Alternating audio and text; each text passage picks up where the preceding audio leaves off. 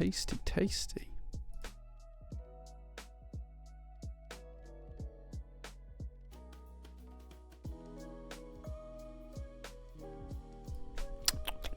Tasty, tasty.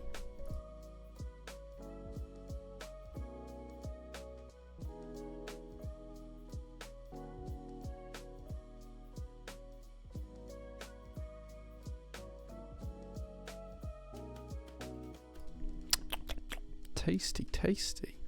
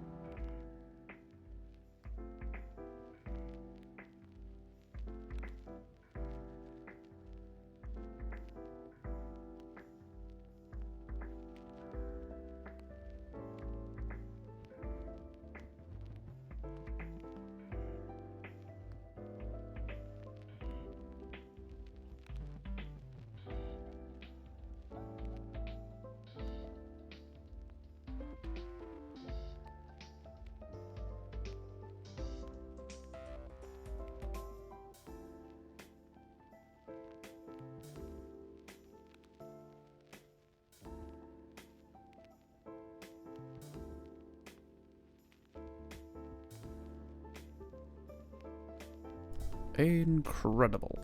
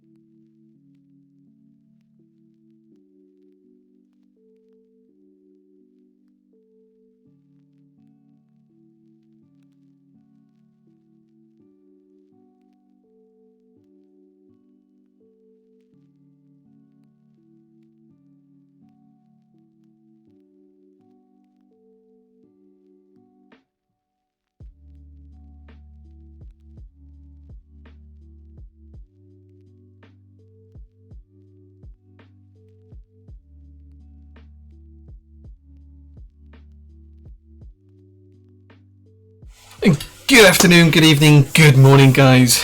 It's Sunday night. We're back on stream and we're going to be building a Cycle 8 prototype today, which is pretty exciting and pretty cool. Captain Reed got first. Thank you so much for Captain Reed. Rue is here as well. Hey, Rue. Framed is here as well. Geeky Ed 2. Perlin Merlin. JQ with the rocket ships. This was last week Protobot, dear. Wait, what? Wait, what? Last week's Protobot. Wait, what? I don't know. Wrong mic? Tasty. Shouldn't be. Let's check. Wrong mic. Let's have a look. No, it's on the correct mic. I can turn the volume down a bit and try and stop it clipping. How's that? Is that better? Is that better? Somewhere around there, maybe? Is that clipping now? Let me know. Let me know. I haven't changed anything, so I don't know what it was. The bot was saying your unboxing thing seems fixed now. Oh, how weird. How strange. Oh, yeah. How weird. Let me have a look at that bot. Oh, let me turn on the closed captions as well. Let me have a look at the bot. What's the bot doing?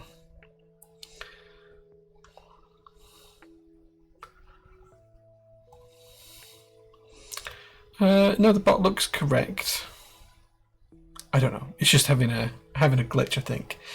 It's hammer time. It was earlier on today, wasn't it? Absolutely hammer time earlier on with Lewis Hamilton in the Formula One. It was pretty impressive. Pretty impressive. KV Babes, hey man, good to see you. Thank you so much for being here. Oh, I think I know why it's clipping. Hold on. Let me try and fix this.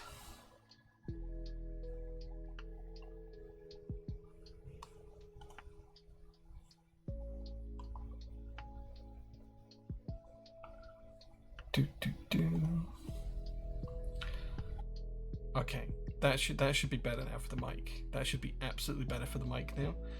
Let me know, but that should have fixed the mic. I know what the issue was now. Alvy's here as well. Anonymous Biker, Nidoid, Jelly Mess subscribed for 32 months. Currently on a 30-month streak. 32-month streak, sorry. Josh here as well, subscribed for 30 months as well. Thank you so much, guys. Anaki's here as well. So is Ozkilane and Void Media. Anarchy subscribed for 34 months. That's a huge amount of time. Thank you so much. RL Keebs is here as well. True Blaze 2. Fred Silazaurus says, hey, hey. Classic 20. WSG. Hey, man. Thanks for being here. Vintage MX Blues. Here we go. No, not MX Blues today. I do have some vintage keycaps. Sorry, some vintage switches that we might use for the build today. You guys get to pick it out. Out of nowhere for me then. I apologise. Bees Keys, hey man, good to see you. Robalski, think the game might be up too high. I think what happened was I was set to, in a Discord call, I was set to use this microphone instead of this one, and I think Windows was just having a hissy fit. So the setting was correct in the streaming software, but it wasn't correct on Windows. So I suspect it might have been picking up both. It should be fixed. Why are we running a 720p? Do you know what? I don't know. I have this all set. It's set to output at 1080p. It's just not doing it, and I don't know why. I have raised an issue with Twitch because I'm giving Twitch a 1080p stream. Don't know why they're downgrading it to 720. Don't know why they're downgrading it to 720, but they are. Ordered my cheesecake switches Thursday. Super hyped to get them. Nice, man. Yeah, excellent. Redeem coffee check. Yeah, today I'm drinking Typist Brew Fiction Blend, which is our own. Sorry, not Typist Brew. Jay's Roastery Fiction Blend, which is our own coffee, which is really good. Super excited to visit you in August. Yeah, I'm looking forward to it, man. Looking forward to it. Can up the volume again? Yeah, it should be loud enough now, but I can turn it up a little bit more if you guys need me to. Just let me know. Just let me know. Cool. Lots going on today then. So first of all, let's start at the top of the list with the PT news. Love the butt coughing out. It's a heart. It's a heart. Gemma, please. That's a heart. It's a heart, not a butt. If it was this way around, maybe it's a butt. But nice to see what's on your mind, Gemma. Good to see what's on your mind. I can tell what kind of mood you're in now. A spicy one. Yeah, lots of things going on this week, and yeah, is it an onion? My TV is upside down. Poll in chat, heart button. No, it's an onion. Sometimes I do them and they do look like onions. This one looks more heart-like than most of them. But thank you very much for being very cynical about my my latte art. I appreciate it. Thank you. Okay, let's start at the top anyway. As I say, lots of stuff happening at PT this week. Mel was back from her vacation, so that was good. But it was a busy week all round. We were trying to catch up with a load of bits and pieces, which I think we're pretty much on top of now. All of SLK Dessau shipped out last week. Mel came back on Friday, well, that was her first day back. We got a load of other stuff shipped out as well. The only group buy we now have here at PT that we haven't yet shipped out is the Monarchy KV2. And the reason for that is because we're still missing parts for them. So we still need to get the Bluetooth daughter boards, and we still need to get some replacement keyboards as well, because some things didn't pass QC and some things were missing. So hopefully we'll have confirmation they're going to ship those in the next couple of weeks, and then we'll be able to get those keyboards out as well. This week we are expecting GMK to ship CYL 1520. That should arrive towards the back end of this week, we think. I think it's going to be picked up tomorrow from GMK's HQ, and we should probably get it on Friday, I think. So as soon as that comes in, we'll ship that out as well. There was not very many orders for that, so it should only take about 4 or 5 hours to ship that one out, which would be really nice and easy. In terms of other stuff happening soon, we've got our next shipment on the way. That's due to hit port at the moment. It's being forecast to hit port on the 21st of July, which means we'll probably get it about the back end of July. Probably the last few days in July is when the shipment will arrive here, and we'll then aim to turn that around as early in August as possible. So yeah. They're redoing the Bluetooth daughter boards after the Reddit heat issues. Exactly that, yeah. So I didn't want to ship any boards out and then have to ship out daughter boards later on. Risk people using the daughter boards that could have the heat issues. I want to make sure they've got the correct ones before we ship it out. So yeah. So that's where we were aiming to be this week and next week. Towards the back end of this month, as I say, the next shipment will arrive, and we'll spend a couple of weeks sorting through that. I'm very excited to announce as well that I will be going to the Novel Keys meetup on the 3rd of August as well. So if you guys are in the States and you guys are heading over to Novel Keys in Morgantown for the 3rd of August, I'll be there. We'll have a PT stall. You'll be able to come and say hi, see some of the new prototypes, including the J01 Final Edition, the J03, and Project Nixie as well. Maybe Josh will be there. I need to reach out to him and see if he's able to come on. Or I did message him on Friday. We weren't certain, so I'll double check with him. But yeah, it's going to be really, really cool to be able to get out to the States for a meetup for the first time in 5 years. The last time I went to a meetup in the USA was in 2019, so it's a crazy long time ago. So it'll be really, really good to do that and see people out there as well, catch up with the USA contingent. If you're from the USA, let me know, and I'll see if we can catch up and have a coffee or something, which would be really, really cool. As I said, that's on the 3rd of August, so that should be around about the time the next shipment's arriving. Whilst I'm away, Mel will take the shipment in most likely and start to catalogue it, and then as soon as I'm back around, because I'm flying on the Thursday, spending the day with Mike and the Novel Keys team on the Friday. The Saturday is the meetup. The Sunday, I think I'm going to be seeing some friends over there as well. And then the Monday, I'm hoping to explore Washington, D.C. for a couple of hours before I fly back, and then I arrive back home on a Tuesday. So my first day back at work is going to be the Wednesday. There'll probably be no stream that week unless I can figure out a way to stream from a laptop in a hotel room, which might not be the best, but we'll see. We'll see. I'll definitely make some video content of the meetup as well, which will be really, really good as well. So yeah, I'll be back on the Wednesday, and then Mel and I will just sort through that week what we can and can't ship, and we'll start to fill all the orders from that delivery, which should take us about 2.5 to 3 weeks. We think it's not a huge delivery this time, so by the middle of middle of August, that should be all done. Hopefully you don't get the dreaded quadruple S. What's that? What are the odds you get stopped trying to get the Nixie board through security? Maybe, but I probably won't be taking on the flight with me. I think what we'll do is we'll ship it to Novel Keys in advance, and then I'll just ship it back because it's just easier than taking stuff on the plane. It was quite funny actually, because Sharon was sorting out the flights for me and she was booking the trip, and she said to me, oh, economy's like, the flights are like £1,800 for economy, but if you go business class it's only £2,200. So I'm like, what's an extra £350 for the sake of 2 9-hour flights? being able to sleep on them and actually enjoy them. So yeah, we'll see. When you get more airport security and lovely rub down. I've never been stopped at airport security, so we'll see. We'll see. But yeah, I don't think I'll be taking any boards through security with me. I'll just have my personal gear with me. And then, because I'm only there for 5 days, I can pretty much cope with like 2 items of carry-on luggage, which will be my laptop and a hold-all, or a decent rucksack or something like that. I can cope for 5 days like that. So I'm actually flying airplane vlog piece. We could do that. I'm actually got to get 2 flights. So I have to drive from here to Manchester, fly from Manchester to Dublin, which is just an internal flight. It's like less than an hour. It's a short flight. And then I fly from Dublin. I think it's Aer Lingus. Hold on, let me have a look. I will tell you who my flight is with.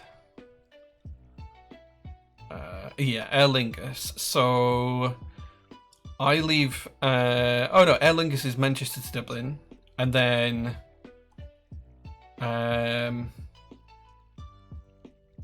Oh, it doesn't tell me what airline it is on. I think it is Aer Lingus actually. I think it is, but all flights are on Aer Lingus actually, because it looks like, yeah, it is, because it's EL117 is the flight number. Yeah. So I leave Manchester on August the 1st at 9:25, get to Dublin around 10:40. Then at 12:45, about 2 hours later, I'm on the flight to Washington. I should land at 3:40 p.m. local time. Then I pick up a car, drive to Morgantown. I should get there about 8 p.m. And then on the way back on the 5th of August, I fly from Washington to Dublin at 8:40 p.m. and land at 8:45 a.m. And then I've got a flight from Dublin back to Manchester at 10:20. So I'll get back to Manchester about 11:30, and then about an hour and a half to drive home after that. So I'll be home for about 1-ish, 2-ish. I'm hoping to not have to take any checked luggage and just use hand luggage, which means I'll be really smooth on as well. Yeah. So it's looking really cool. It's looking really cool. I've heard of people taking PCs on flights. I don't think you'll have a problem if you were to take keyboards. It should be fine either way, but I think we'll just ship them out for the sake of like a package with 3 keyboards in, 4 keyboards in. It'll be much easier to just ship them over there and then sort them out when I get back. You get to do pre-clearance in Dublin. Yeah, we do get to do pre-clearance. I get to use the business lounges and all that kind of stuff. It's nice. If it's Boeing, I ain't going. No, it looks like it's all through Aer Lingus. So anyway, yeah. I've got the flight numbers. I'll probably put the flight numbers into like the Discord somewhere so people can track them if they really want to. I know that Adam might quite like to be interested in to know what planes I'm actually flying on. So yeah, we'll have a look. Oh, actually, Manchester to Dublin is Emerald Airlines. I've just found it in the email chain, and then Aer Lingus is Dublin to Washington DC, and then it's the same back. So Emerald Airlines and then Aer Lingus. So yeah. Yeah, we'll see. We'll see. I don't really want to check luggage though, unless I have to. The really interesting thing as well is because we booked all of these independently, I actually get free parking for the whole weekend at Dublin, or for the whole 5 days at Dublin. But I'll be driving to Manchester, so I had to pay for parking on top, which is kind of silly. Price difference would make sense for AR. Their business class isn't a huge improvement, but it's nicer than economy. Yeah, so, well, they guarantee a lay-down bed. They guarantee a flat lay-down bed. So, yeah, and a private cubicle. So, you arrive as an internal flight into IAD, so quick as fuck. Nice.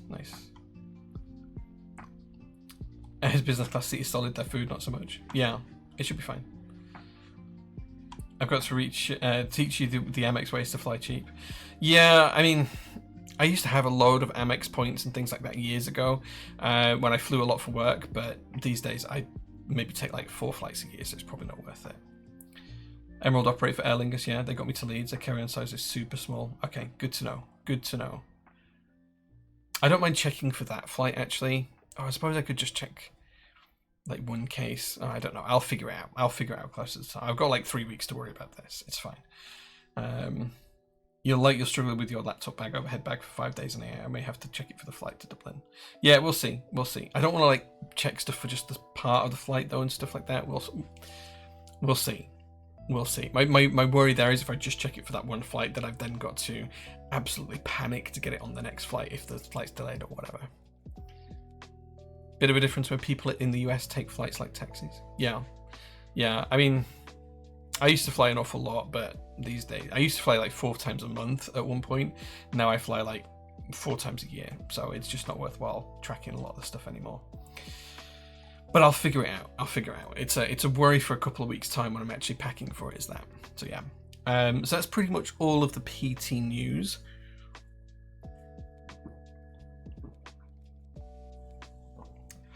Just before we do the build, though, I do want to walk you guys through some of the stuff on the website. Kaz Online, thank you so much for the subscription. I appreciate that. That's 6 months. That's crazy. 6 months. Thank you so much, dude. So just flipping over onto the website, there are a few things to tell you about and talk you through.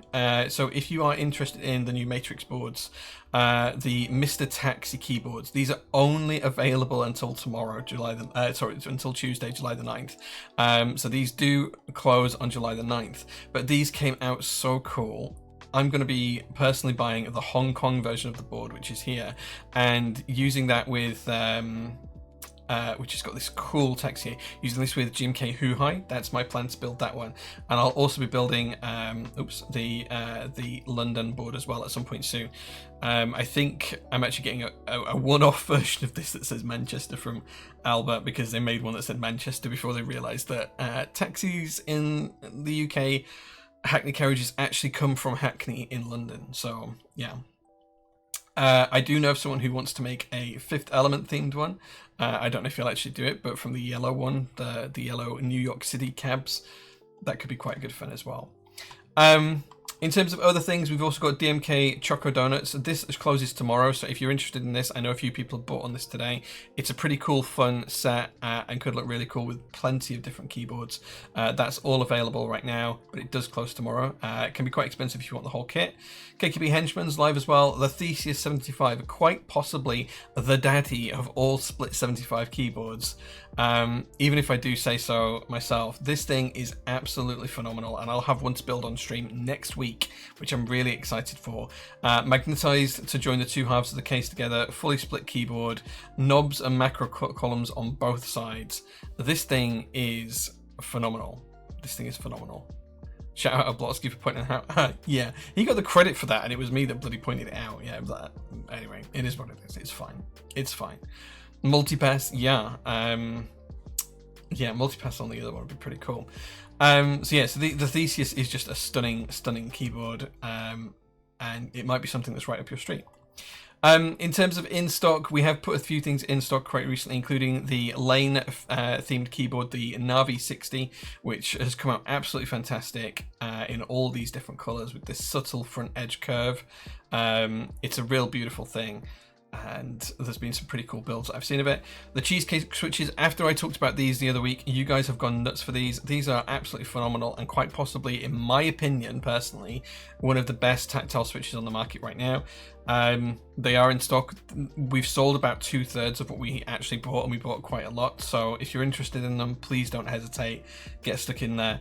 And of course, I can't not shout out the wonderful gentleman who modelled the PT shirts for us. I won't shout out any names to embarrass any people, but look how cute these guys look in the PT t-shirts. These are only £9.98, and they come in black, grey and white, and a range of sizes. So if you're interested in a PT shirt and repping the PT crew, please feel free to pick one up. And we are going to give one of these away today on stream for whoever asks the best question at any given time. So yeah, definitely take a look at that.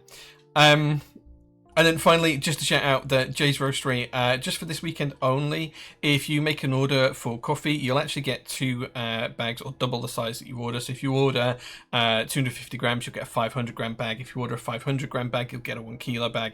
And if you order a 1 kilo bag, you'll get 2 1 kilo bags. That's only until midnight tonight, but that is a little offer we're having there. It's not advertised, but if you guys pick up on them, then we'll be doing that as well. So that's at jaysroastery.co.uk, Classics Blend, Fiction Blend, and Sci-Fi Blend, and we're just going to double the size of the bags in each order. So yeah, definitely take a look at that if you're interested in some coffee. So yeah, that's pretty much everything there. I'll leave the Cycle 8 page up because we'll come to look at that in a few minutes. Let's catch up with chat, see what you guys are talking about. Are all the future J series boards coming in raw? I don't think so, but we might have a look at it if we can. Are you going to keep stocking them? Going to buy a couple hundred more in a week or two. What's that, Bees Keys? If you mean the cheesecake switches, I don't think there are any more to stock. Once we've run out, I don't know if we'll be able to get any more, but I'll see if we can. So yeah, what lovely pictures. There's some very lovely people in those two pictures, yeah. It's been known to have a 3-hour plus queues at immigration in the US, depending when you fly. Yeah, hopefully we won't have to go through that. We'll see. We'll see. Quality's great. Also watched it 4 times already. Wow. Well, mine a fair amount of times as well. Nice. Will you be running KKB Green Alert? I don't know if we've been asked to. I can't remember. Oh, I think we might have been actually. We might have been asked. Have we been asked? Yes, we have. Yes, we will be running KKB Green Alert. Yes. MCMC reached out about a week and a half ago and asked if we would be interested in it. Of course we are, because I love alert sets. I love beige sets. So yeah, we'll be 100% offering that, which would be good. Cheesecakes, yeah. Cheesecakes. Okay, so yeah, we might be able to sort them more if we can. I'll try, but I can't guarantee that we will. Got my cheesecakes coming on Monday from the pre-order. Nice, nice. How's the Cycle 7 PCBs going, if you don't mind me asking? So we've still got a few support queries from the Cycle 7s that are outstanding. We're waiting for TKD to actually replace those. Once they do, we'll be able to put the extras up for sale. I just want to hold on a little bit of time just yet. Cozian, will the Monarchy system be in stock keyboard once the pre-orders are fulfilled? Yes, it will be. Yes. They will be in stock probably towards the back end of this year. As soon as we receive the shipment, we'll ship out the group buy ones, the pre-orders, and then we'll pop whatever's left over in stock. Yeah, and there will be some left over in stock. If you run the KKB Green Alert, does the UK ISO Kikobo kit include the alert keys? We've still not confirmed what's going to be in the UK kit for that one, but yeah, my aim, JQ, is to 100% have the UK ISO keys on the alert row as well. I can't remember if we managed to do that for the red alert set. Let me have a look.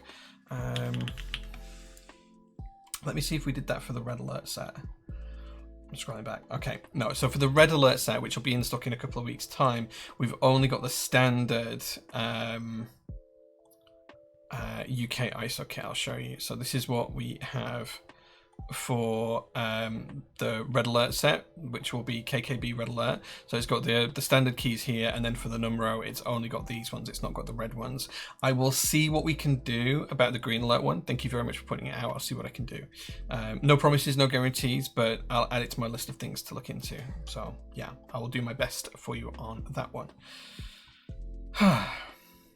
Just watch out. I suspect your lounge access may not cover post pre-clearance lounge. It has really weird access requirements. The business class lounge, I don't know, actually. I don't know. I'll have to have a look into it. I'll figure it out. It'll be fine. Coffee beans ordered. Thanks, man. I appreciate that. Tempted to get the Mr. Taxi, but need to get rid of a few boards, becoming a hoarder. Yeah. So if you are gonna pick one up, you have to pick it up before the end of Tuesday, because that's when we're going to close the group by about 6 p.m. on Tuesday, I think. So yeah, so just bear that in mind. Bear that in mind. Need a code for the coffee? No, we're just doubling every order made this weekend. Geeky Head, that's just what we're going to do. Why is a coloured numero called Alert? So this goes back to the original OTD Red Alert set, and it's not called the. Let me see if I can find it. Okay, so let me share my screen again.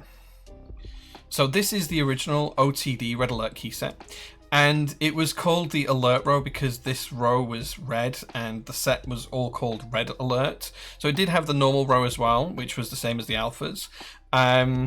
But then this just became known as the Alert row, this style of doing the kind of the top row in the legend color from the alphas just came known as being called the Alert row because it was just an instant distinction between the two. And that kind of naming convention kind of followed for all of the alert sets since then. And there's been quite a few of them, and there's been other sets that have done alert style rows, such as GMK Toxic did an alert style row, and they called that the alert kit at some point. So it's just one of those things to bear in mind. I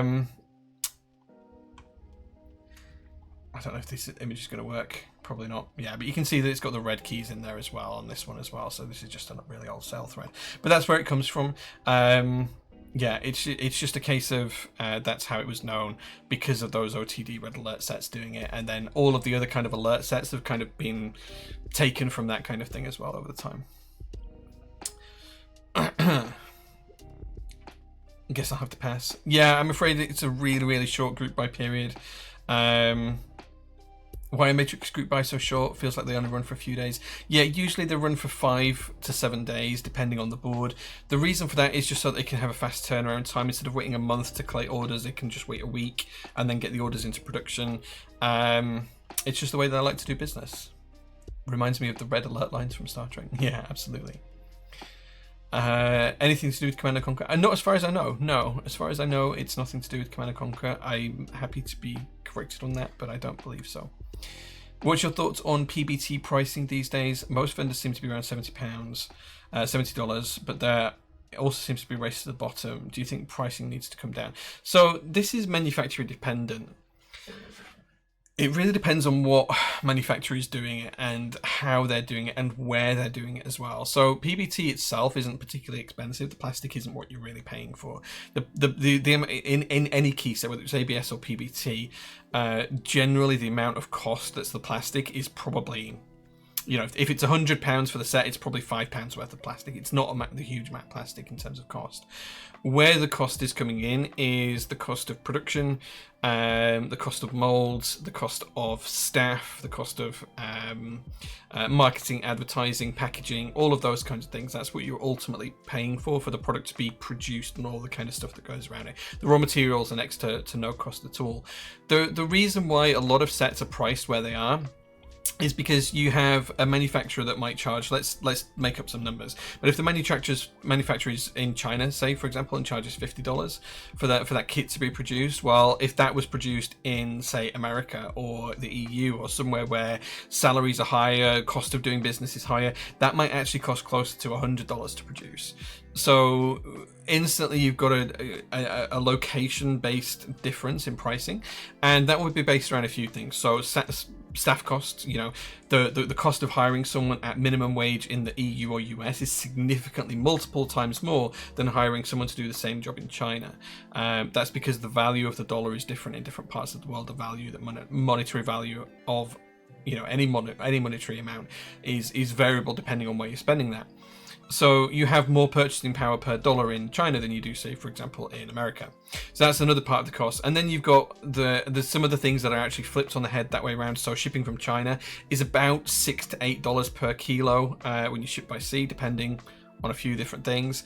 Whereas if we were shipping from the US, it's probably only about $4 per kilo because we can air freight that over a lot quicker and cheaper than we can from China. So it really depends. It's swings and roundabouts, but ultimately what you're paying for isn't just the cost of the plastic. It's all of these other costs involved, and of course every business at each stage needs to make a profit. So if businesses don't make a profit, they go out of business. That's a simple fact. Businesses have to make a profit to keep continuing to function. So the manufacturer is making a profit. They have to be. So let's say they're making that set in China for $50. They're probably making, you know, $10, $15 per set on that as a profit margin. That's pretty healthy for most businesses. Then it costs the vendor money and time to ship that over to the UK. And of course we have to buy spares for replacements and everything and build that into the cost of doing business, plus sales taxes and everything else. Alex Santos, thank you so much for the raid, my dude. Thank you so much. The 238 people coming through. We're just talking about the costs and price differences of key sets being manufactured in different parts of the world. So if you're manufacturing China, the costs are lower, profit margins might be the same. You've got additional costs for each stage. So local vendors need to make a profit as well to keep themselves in business. Designers need to get a cut as well, which is on top of the production cost, and all of those other things. If you look at companies like Drop, who have their own processing facilities, but they actually outsource it to China, and they pay designers relatively little compared to other kind of vendors and manufacturers. Like most vendors and manufacturers, you're gonna, like if you go to like PT or Novel Keys or whatever, you're gonna get something around 30 to 40 to 50% of the net profit. When you go through Drop, it's usually 5% of the profit margin that they're paying out. So it really depends on all of those costs are bundled together. Do I think PBT needs to be cheaper? I think it sells in vast numbers at the kind of prices it is now. Sure, there's some manufacturers that bring it in cheaper, but the cheaper you do it, the more quality will subside. And some people care about where things are made as well, and how economically and environmentally friendly they are as well. So I don't think it needs to come down. I think it would be welcome if it did come down in terms of cost overall for key sets across the board. Do I think that'll happen? For key sets manufactured in the US or EU? No. Like, the costs are so tight already. Like, people think we make like, you know, $50-$60 for a GMK set. We don't. We make like $8 if we're lucky. And that's on a $120 key set. The vendor makes like $8 profit, which is nothing. So you have to sell like, you know, 15 key sets for every one that goes missing or wrong or has a production issue or anything else just to break even. So it's not a huge amount of money. But yeah, shout out again to Alex Osos. Thank you so much for the raid. I really appreciate that, and I hope everyone's going to enjoy the build today. We are building a Cycle 8 in a few minutes, and we are giving away a free PT t-shirt to whoever can ask the best question. These are in stock right now. Is that tied in? And they've got a pretty cool logo on the back. So we'll be giving one of those away to whoever asks the best question today, which would be pretty cool. I hope that helped, Beast Keys. I hope that helped.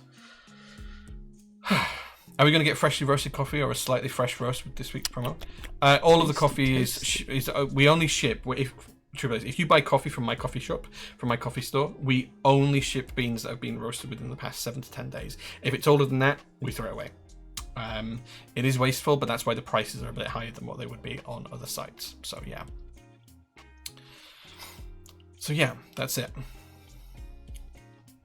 Do you have a date for the Cycle 8 group buy yet? Yes, the 12th of July, so it's not too far away. 5 days away, going to be the back end of next week, and that's why I'm building the keyboard today, so you guys can see it.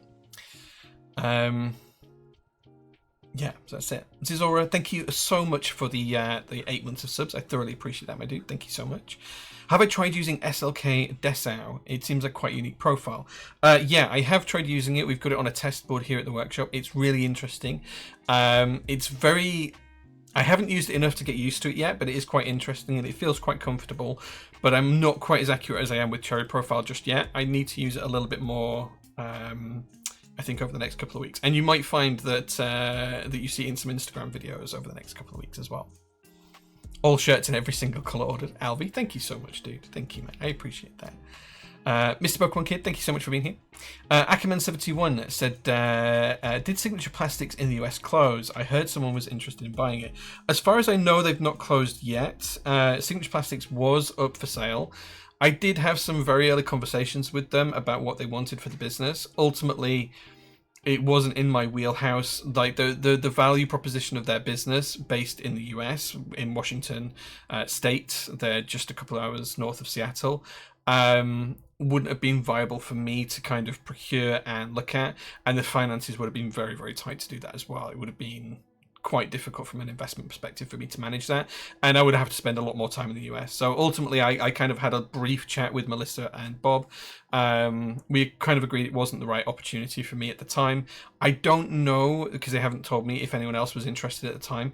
I did hear that there was someone that was interested in buying it. I don't know who it is. I have some suspicions, but I don't know who it is. I don't think they've stopped production, though. The plan was always for Melissa to go along with the business and for Bob to retire, and for Melissa to help do the transition for a short period of time, something like 6 to 12 months, so that they wouldn't have to break in production. They'd be able to continue production. Signature Plastics still has a load of contracts on the books that they have to fulfill, so I would assume production is ongoing, and I assume they're still taking new orders. So yeah. So I hope that's useful. We'll see. Interesting, Ackerman. I've got a problem with one of my cars, and on car steerage, there's like a problem called Ackerman, and it's to do with how far forward on your front steering wheels the actual pivot point is set in relation to the crossbar member, and allowing the wheels to rotate at the same pace depending on where you are within the turn. And certainly for the rear wheels as well. It's all to do with kind of like geometrical alignment that's on vehicles, which is quite complex, and that's called Ackerman. And I've been really struggling with something on that, trying to do the math for it for a couple of weeks, and just trying to figure out what trackward ends I need for a car to actually make it steer correctly. So anyway, it's a completely different completely different thing. But your name just reminded me that I need to tackle that again this week. So yeah. Real05 BMG says, do you have a HE PCB by any chance? A Hall Effect PCB for the Cycle 8? No, I don't have one for the Cycle 8, so I'm afraid not. Did you notice any text alignment issues on the SLK desk out? So we opened up about 20% of sets when they arrived here to check to see if there's any alignment issues. We haven't noticed any, but we do have some on the way from the manufacturer, some additional spare sets just in case there are any issues with alignment. So if anyone opens their set, realizes some issues with alignment, they can contact us, and then in a few weeks' time, once we receive the replacement sets, we'll be able to send out some replacement keys to affect their affected keys. So yeah. Is there an estimated base cost for the Cycle 8 in the UK? I'll be buying one anyway, but was just curious. As of right now, Alvi, no. The reason for that is calculating prices for the UK market is kind of difficult. Like I have a... I really shouldn't show you guys all this detail. I really shouldn't. Let me show you what I have. So I have... hold on a second. Let me load this up. Let me load this up. I don't know why I show you guys all of this information, but I do.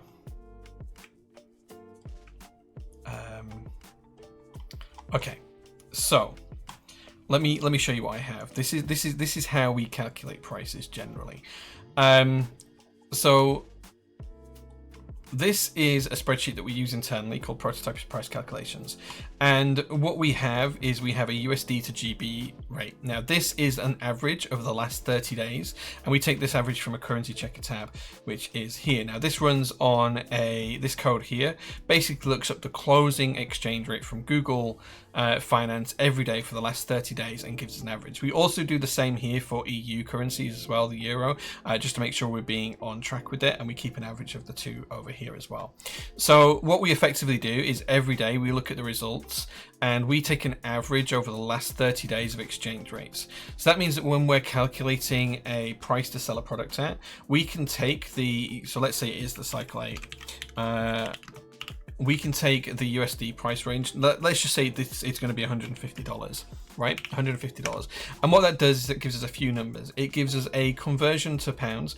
Now we do multiply this by 1.02. The reason we do that is because the 2% difference there is to account for currency exchange rate fees, because we generally have to pay a fee to exchange currency when we're paying for things in US dollars. So we add a 2% margin on to cover any costs like that, but we take the average of the last 30 days and we multiply that by the actual cost price that's going to be in the US. Or in US dollars. That gives us as you can see here, it gives us £120.49. That's the direct conversion cost. We then have to add on VAT, which is £144.59 in total, and then we just round that to the nearest pound, so we're selling in a whole pound, and then we work out what that would be without VAT on. So you'll see there's like a 40p difference here, and that will go up or down depending on when we do it. Like as this changes, as this number up here changes, we change the price. It changes the prices that we are offering things at. Now we set this on the day the group buy goes live, and the reason we use the previous 30-day average is to just kind of give us a better actual feel for the number on the exchange rate than what is actually the exchange rate live today. If we do it over a much longer period, like 60 or 90 days, sometimes it can skew in an opposite direction, and it can be two-way. It can give us a number that's too far away from what the actual average of what we're going to pay is. For example, last summer, for a period of about 60 days, the actual exchange rate dropped to almost 1-to-1, and then went back to about 1.2 or 0.77, somewhere in that kind of region, depending on which way you do the calculation of the exchange rate. And because of that, the numbers were skewed for a little while in terms of prices. So we kind of stopped doing it over a 60 or 90-day process and just turned it down to a 30-day process, because that gives us a much more accurate number. The final thing we do is we use this as a cross-reference check to see what that works out in euros and make sure we're in line or better than the European vendor price as well. Now, sometimes we do need to increase costs depending on, a number of different factors, such as shipping to the UK, the cost of doing business here, all different things like that. But this is broadly how we come out with kind of like a rough idea for for a base calculation. Sometimes we'll round up a couple of pounds, sometimes we'll round down a couple of pounds. It really depends on where it is and where it sits, what the profit margins are available, and 1,001 other things. For example, on the cycle A, if the RRP was $150, but the actual wholesale price to PT was $140, $10 margin isn't enough for us to even ship it over here, insure it, QC it, pack it, and then ship it out to the customer. Like, that just doesn't cover it. So we might need to increase cost there as well. But this is kind of where we start. This gives us a good starting point, and that's what we do. You've shown that before, have I? I can't remember what I've shown. I show that much stuff from behind the scenes that I really shouldn't show, that I can't always keep track of it. I apologize, but yeah, that's how we kind of work it out. What would our resident lawyer say? Wait, what? Spreadsheet with live conversions? Yeah. Do you know split backspace is only for the solar PCB? I'm not sure for the cycle 8. We will have more confirmation of that when we have everything on the product pages. Go forth into the people and share with them the information of the keybs for understanding price calculations, and the sweet inside goss of the sector helps all feel close to keybliness. Wow. Yeah, seems like a pain. It's just part of the thing. Like any business that set prices has to go through pricing calculations, and they will have a process for that. We try and be as fair as possible, and because we generally sell a larger quantity than other vendors in the UK market, we can sell things significantly cheaper. So for example of that, I know that we can sell the SW key sets at like 40 quid. I don't think other vendors in the UK will be able to sell it at that price, but you know. Love your willingness to share. Thanks. I mean, I'm really touching the surface on how those calculations are made. That's really high level in terms of how vendors work in the back end, and all vendors will do things kind of separately and in their own unique ways. But you know, I don't mind sharing these things with you guys. Evening Jay, have you tried the Hall Effect keyboards? What's your opinion on them so far? Dude, like, I have some Hall Effect keyboards that are older than I am, and I'm nearly 40. So Hall Effect has been around a long time. If you mean the more modern ones that use MX style switches, yeah, I've been playing around with a few different prototypes that I can't talk about at the minute. One from last May, and then a couple from this year as well. I'm pretty impressed with them. That's why I've got the Black Knight switches in my curated list of switches that I really vouch for and enjoy using myself. So yeah, they're pretty good. Pretty good is what I would say. So yeah. Right, okay, I think we've talked enough about PT news. I've given you guys the details. We do need to do some discounts for the day. So if there is anything on the website at the moment that you guys would like to get a discount on buying, let me know in chat. Drop me some details in chat and let me know what you'd be interested in picking up. So yeah. Just bought those as well to give them a go. Nice. Shit, I ordered at the wrong time. Well, we might do some discounts. It might not be on switches, it might be on something else. But if you guys have got anything that you'd like to get a discount on today, please do let me know, and we'll see if we can offer a discount. The kind of things that we can't offer a discount on are switches, because we already sell them at a loss or for like a penny a switch profit. We have so little margin on them. That's why we're so cheap compared to other vendors. That I just want people to have nice things. But there might be a few things on the store that we can offer some discounts on. So let me know in chat if there's anything you want. Desk mats, please. Do you know what, Meredith? I tell you what, let's, just for the sake of the stream, let's do a buy one get one free on all in stock desk mats.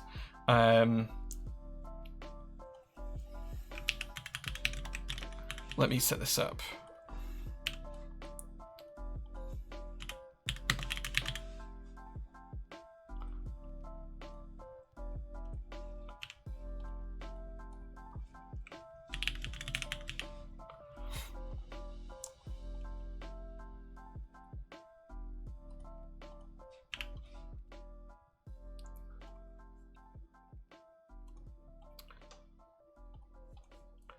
Okay, so we have a discount today. You can get buy one get one free on any in-stock desk mats. You can use this up until midnight tonight, which is 4 hours, just under 3.5 hours, something like that. The code is going to be stream mats, and I'll drop a link to the in-stock desk mats that it will work for. It will only work for desk mats on this product page.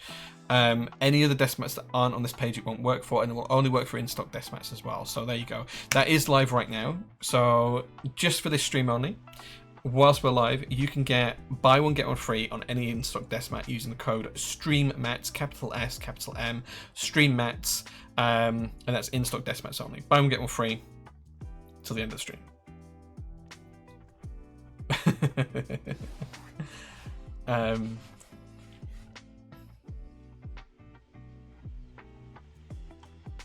Is there a difference in sound between HE MX style switches and the regular ones? Yeah, so Skimson, my view on the sound of switches is because you don't have a leaf, you get rid of a lot of the leaf sound where a lot of scratch can occur in the switches.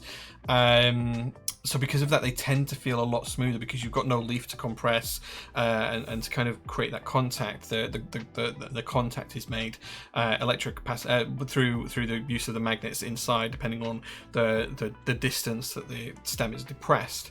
So you are effectively reducing friction within the switches, so they feel instantly smoother, and quite possibly some of the smoothest switches I've ever tried are the night switches. FlareTech ones are a little bit smoother, but they only work with the really old Wooting keyboards. They don't work with the new ones. So yeah, why the guy that is the vendor for UK for Cycle 8 is going to hop to it. So that's a joke, Manu. So in the UK we say let's hop to it. So let's hawk to it because it sounds similar. It's kind of like a pun, a play on words. So when we're going to do something and we're going to do it with a bit of passion, we say let's hop to it. That's kind of like the thing. Okay. So I was just being silly. You were just looking at desk mats. Well, there you go. You can get buy one get one free on desk mats today. Just for you guys watching the stream. Just for you guys. You literally just bought two. Always wait for the stream. Always wait for the stream. Like if you're thinking about buying on like a weekend, always wait for the stream, Mr. Blackbrook. You know this. It's kind of funny. I thought I was being silly with it. Yeah.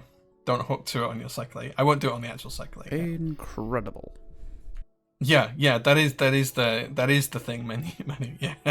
But it's like because it sounds like hop to it, I was just being really, really silly. I was just being really, really, really silly. New looping method? Yeah, no, that's not what I meant. It was a silly joke, and yeah. I apologize. Maybe I should take that away. Jay's accountant dreads every Sunday. Dude, do you know what? When we did the first report for our annual results, which we have to do every year, he was like, why are there so many sales on a weekend, especially on Sundays, where you're losing money? I'm like, I don't know. Like instantly I knew what the issue was. So he's like, dude, like you've lost X amount of money by having this sale on this Sunday. And I was like, okay, thanks. Yeah. So now what he does is every week I get a report on like a Tuesday or a Wednesday saying, here's what you could have had. Like, in other words, like if all of the sales had not had like the discount on them over the weekend, it's like, this is what you could have made in revenue. This is what you actually made in revenue. So it's quite funny. It's got to a point where it's just a joke now and he appreciates why I'm doing it. But like, I think the first couple of times he just couldn't get his head around why I was doing it. So yeah, so we're just being nice to you guys. Told off by the accountant. Dude, I get told off by my accountant so often. Like, it is not even funny. Like, he's like, dude, why are you doing this? Why are you selling that product for that price? You should like double that price. I'm like, yeah, but I don't want to double the price. And like, you know, stuff like that. And he's like, dude, this is called leaving money on the table. I'm like, yeah, but that's the right thing for the community. And he's like, is it the right thing for your business? I'm like, well, doesn't matter.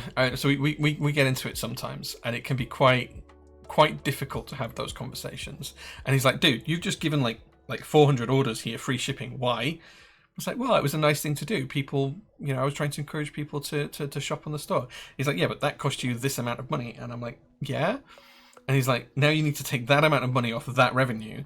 And normally you wouldn't have to do that. Was that a sensible idea, Jane? And well, whether I'm right or wrong, I don't know. It's just quite funny to do it. Jay's Karen, why do you not like making money? Like, the thing is, PT doesn't need to make tons of money, right? It needs to make enough money to be profitable for a couple of things. One, I want to pay my staff well. Like, we have a small team here. I want to make sure everyone's paid fairly for the work that they do, and I think that they would agree that they are. That it also includes stuff like taking them out for lunch, making sure they can eat well. You know, a lot of big companies like Apple and Google kind of provide free food and stuff and have a canteen. We're not big enough to need a canteen, 100% not, but like if the staff working here, I generally take them out for lunch or order lunch in, just so that they're having something to eat. I'm taking care of them. They're feeling rested. They're feeling, you know, they're not feeling hungry. They're not worried about food. I pay them like a decent hourly rate, like significantly above minimum wage, and whereas for similar jobs in other sectors they might earn less. I'm not going to tell you the numbers because that's not for those people involved and not for me. And then I don't really pay myself much. I pay myself minimum wage, but I pay myself minimum wage on like if I worked just full-time hours. If I worked like 35 hours a week at minimum wage, what would I actually earn? That's what I pay myself. I tend to work like 100 hours a week, give or take. But I don't pay myself anymore, so like it doesn't really matter if PT makes a ton of money or not. The key things for me after that, and after the staff are taken care of, is making sure we've got enough money to innovate and do new cool things, order prototypes, support vendors, support designers, and do really cool stuff. The one thing on that front that does disappoint me is the fact that other vendors failing have cost PT somewhere in the region of about £100,000 in the last year. So between Mexico failing, my keyboard, Captus with the Euler project, and a few other bits and pieces, like we're probably like 100 grand down, and that's a lot of money to lose. So it's one of those things, but it was the right thing to lose that money for the community. Like we made those decisions to fulfill those orders and support those people affected by those vendors, or to just continue as normal where we were affected by those vendors, because that's the right thing for the community. And it's a difficult thing to manage, and it's a difficult thing to try and offset and build back up and to recover from, but it's just that's my problem to manage. So yeah, he's a magical mythical beast to be treasured. That's not true. That's not true. If it's an order is placed that would not have been placed without the discount, is that better to get the order than not have the discount and not have the order? So that's an interesting question, Anarchy, and the question to that is unknowable. Now, the only way you can answer that is to look at what our actual average revenue on any given day is. And the real truth about it is that whilst we do these sales and it's useful for you guys watching the stream, the people who watch the stream make up like less than 0.1% of our customer base. And the amount of sales we do during a stream that actually use stream codes probably only account for maybe 1 to 2% of our sales in any given week at most. So it's not a huge amount of that it impacts. It's very little. It doesn't really impact us like when we do these things. It's more of a running joke between me and my accountant now. That's more the thing. So yeah. Did you hear if anyone made any offers for my keyboard's inventory? Anarchy, that's a really good question, by the way. I like that question because it's not worded. And unless anyone beats that, you win the t-shirt today. So you're in the running for the t-shirt. You're like in #1 spot for the t-shirt today. Did you hear if anyone made any offers for my keyboard's inventory? So in the end, I decided not to make an offer. I don't know if anyone else did. They won't tell me that. The reason I didn't make an offer is because when I took the value myself, I came up with the value of about 25,000 euros based on the fact that most of it was dead stock, and the fact that their value. And the reason I didn't put an offer in was because I thought that being less than around 8% of what they valued the whole stock as was probably going to be a bit of an insult. They probably wouldn't accept it, and it might detract from me being able to work with them in the future if they decide to divvy up my keyboard stuff. So yeah, that was why I didn't put an offer in. I don't know if anyone else did. I think if anyone put an offer in above 30,000 euros, they're probably a bit of an idiot and they're not going to even break even. So yeah, the other side to it for me was I'd be buying a lot of my own stock back. So all of the JO2s that were in that stock listing, I'd end up having to buy those back as well. So I decided not to. You just can't put a monetary value on the trust of a community. I wouldn't want to. I think trust isn't something you should value monetarily, because that becomes a really dangerous position, and that's when exit scams happen. When people realize there is a monetary value to the trust that they hold, or that the trust that the community has for them. Trust for me is something that is to be earned and appreciated. but it's not something that we should use as leverage against the customer, if that makes sense. So links, my basic view on that is, if you guys trust us, thank you so much for it. I really thoroughly appreciate that, more than I can tell you, and it means the world to me that you guys trust us. But I don't ever want to use that against you guys and kind of hold you guys over a barrel to do something. Like, I want to do stuff because you are interested. Time check. Yeah, we'll get to the build. We'll get to the build. So yeah, that's it. Yeah, but time check. Thank you, Mr. Blackburn. Yeah, all right. Okay, we've been streaming an hour. Yeah, we've been streaming an hour. We should look at the build, I suppose. Okay. I suppose it's right. Funky, hey man, good to see you. Thanks for being here. Incredible. Thank you guys for the follows as well. I appreciate it. I am going to finish my coffee as well. Yeah, so don't forget, guys, the best question of today might knock Anarchy off the perch, but does win the t-shirts that's behind me. So you get it in a range of sizes, whatever size you need, and one of 3 colours, and we'll ship that out to you wherever you are in the world. So yeah, but Anarchy's got the best question so far, because that one made me think a little bit. I think it's a nice way to keep the help the hobby and keep stock flowing. Yeah, like the key for the hobby is for stock to flow, and that's not just from a vendor perspective, but that's actually from a user perspective as well. The more that stock is flowing and cycling through, and new things, it means more new things are going to become available. More new things keeps innovation flowing, which keeps people interested longer, and that's it.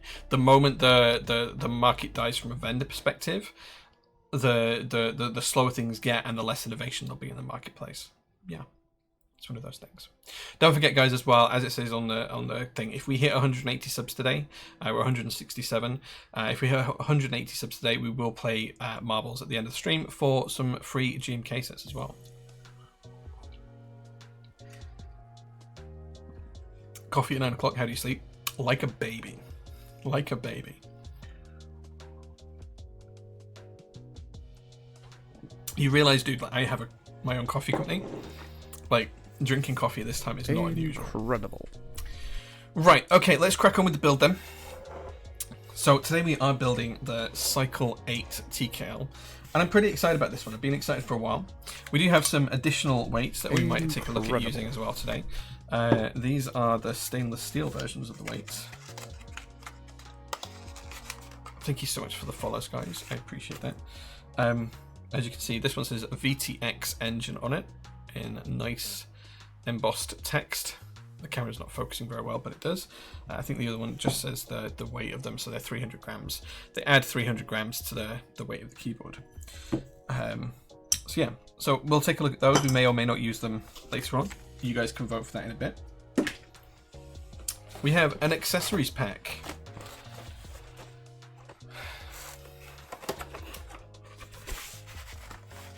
In which we have an aluminium plate. We have an O-ring, and you guys will get to vote on the mounting system we use as well later on. We have bump-ons for the feet. We have beans, depending on the mounting system we want to use. We have a daughter board and JST connector. We have some stabilizers, which we're going to use because I've not tried using the TKD Vertex stabilizers yet, so we're going to try using those today. We have plenty of foams, so we have a few different foams here. We have a PE sheet. We have some switch foam. We have some case foam. We have the little bit for the around the spacebar as well, and we also have the PCB. Oh, and some spare screws as well. PCB. Now this is the solder version of the PCB. It does support ISO, so you can see here we've got split shift and we've got ISO enter. So we will be building this ISO layout today. Apologies if you are an ANSI user. Do you guys keep beans? I do, yeah. They're just one of the mounting style. Think Geon tadpoles type thing. Those Le Creuset big coffee mugs are friend of the Chef's Kiss. Dude, these are really good. I think they're 16 tasty ounces, but they're pretty good. They're really solid mugs. If you look in the face cam as well, they're really, really nice. The logo's here, Le Creuset. Yeah, we've got a few of them in different colours. Really, really rate them. Wrong button. Really, really rate them. Jay, do you roast your own beans? Yes, my coffee company, Jay's Roastery. We roast our own beans. It's jaysroastery.co.uk. And we have 3 different coffees at the moment. It's Roast Story instead of Roastery because we're basing them around different types of writing and different types of books. So we have the classics blend, we have the fiction blend, and the sci-fi blend. The fiction blend is kind of like a great cafe coffee. Thank you so much. Whatever that was, something bleeped in my ear. I'll check it in a second. So you can go and buy these beans. We're roasting these all the time. So yeah, do definitely take a look at those.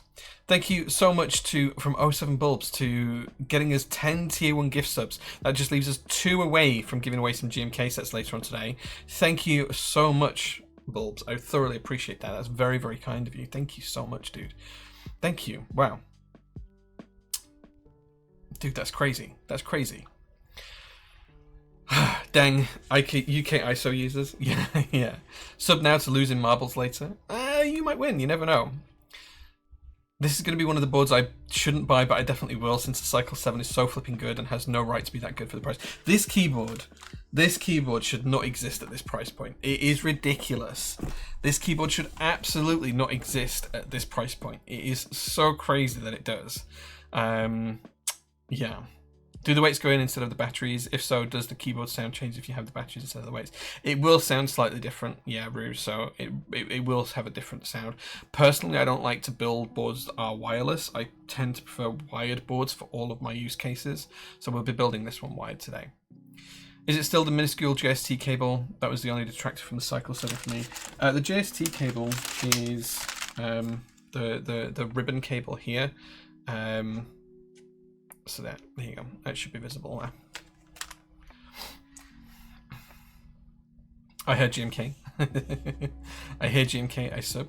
Nice, nice. Well, we're only 2 short now. Has the group buy started? The group buy for the Cycle 8 starts on the 12th of July, so in 5 days' time. What's the price point for UK?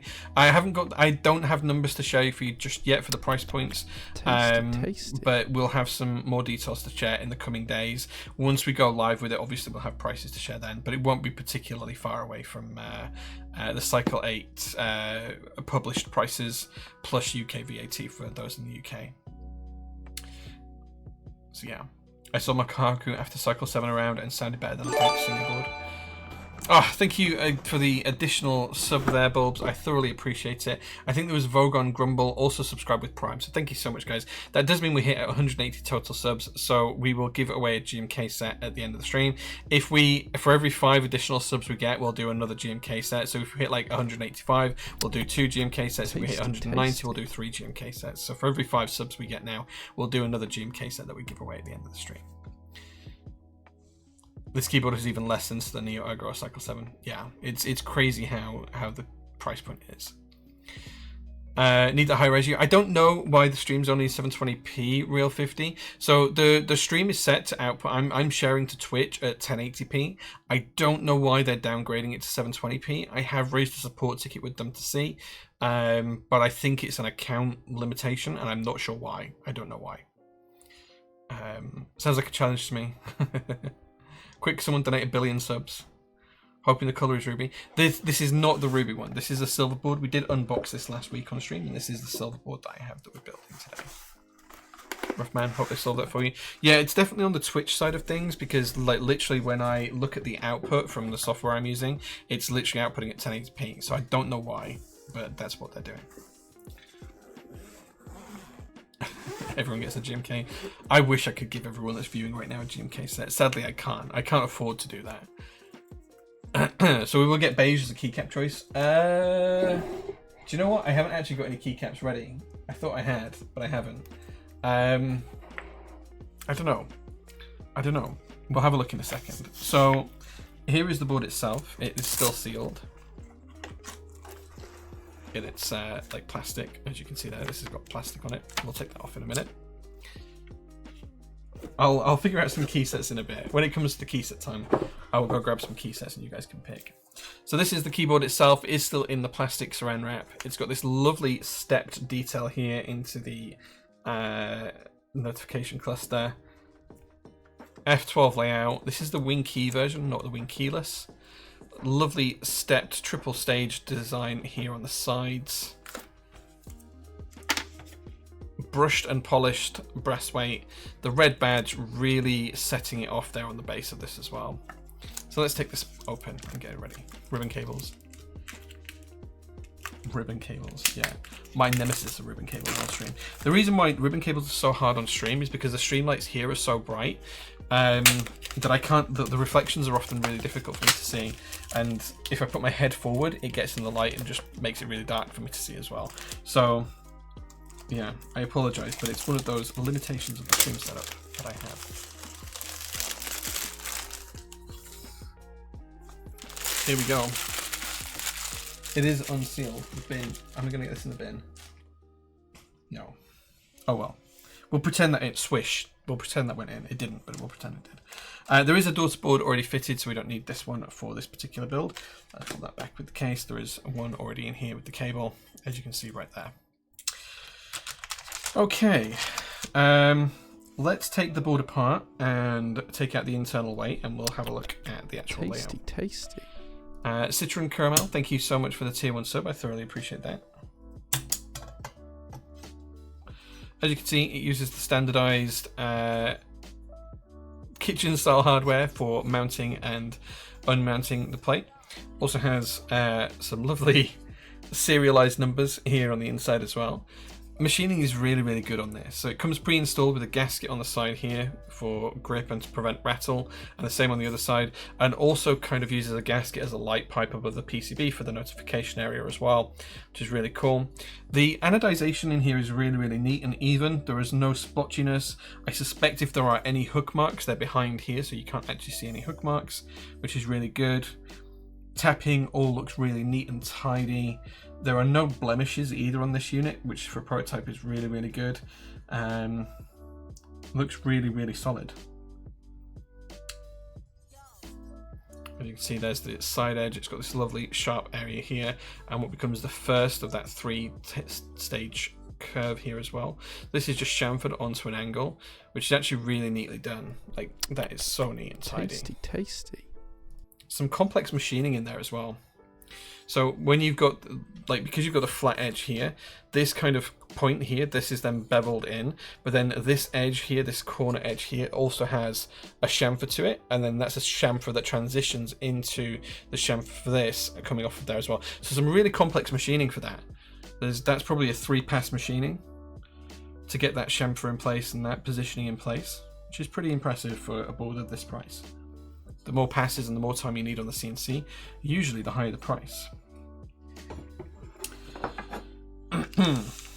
Okay, let's take out the internal weight here. I think we need this screwdriver, and let's take a look at if we can fit these in, because I think those sit underneath here. Many will have to tell me what colorway this is. I believe it might be the Lunar one. It's the silver one. Don't have a price yet, more be for the UK website. I'll have that later on in the week, but it'll be around the USD price converted into GBP plus VAT for local buyers. Yeah, we have our own limit. Yeah, we do have a limit on how many of these we have available for the group buy, but I'm pretty confident that it should be okay for us. But as always, order early to avoid disappointment. Wisdom, hey man, thanks for being here.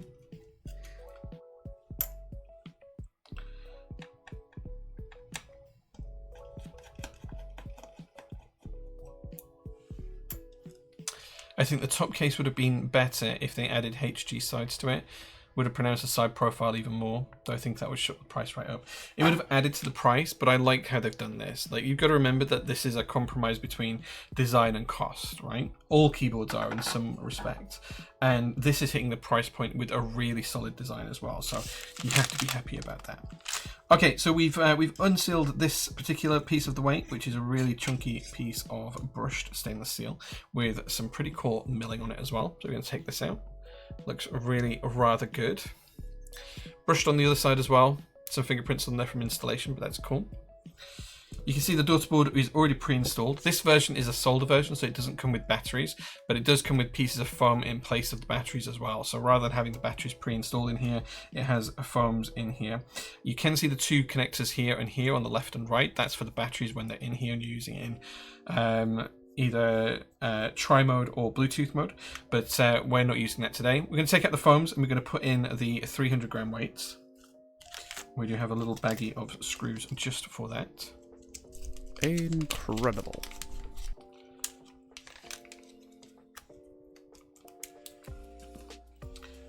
So, pop this one in here.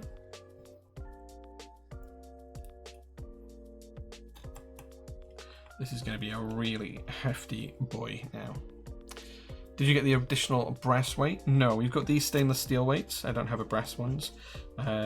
These are the additional stainless steel ones.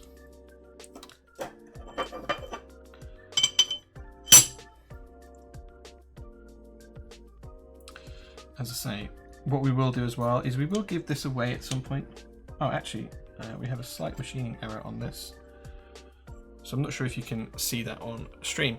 You can't actually see through this hole, whereas if I show you this one, you can. Again, this is a prototype, so this is probably not indicative of the final quality, but it's just a tiny bit of metal that I've dropped. Where did that go? Okay, it's on my desk somewhere. We'll watch out for that. That was just stuck in there from a machine perspective, but that's fine. I believe these two weights are optional extras. The actual battery cover here is included in the kit as far as I'm aware. The struggle is deciding on one colour. Yeah, there we go. That's that piece in. Now we're going to pop in the cover again.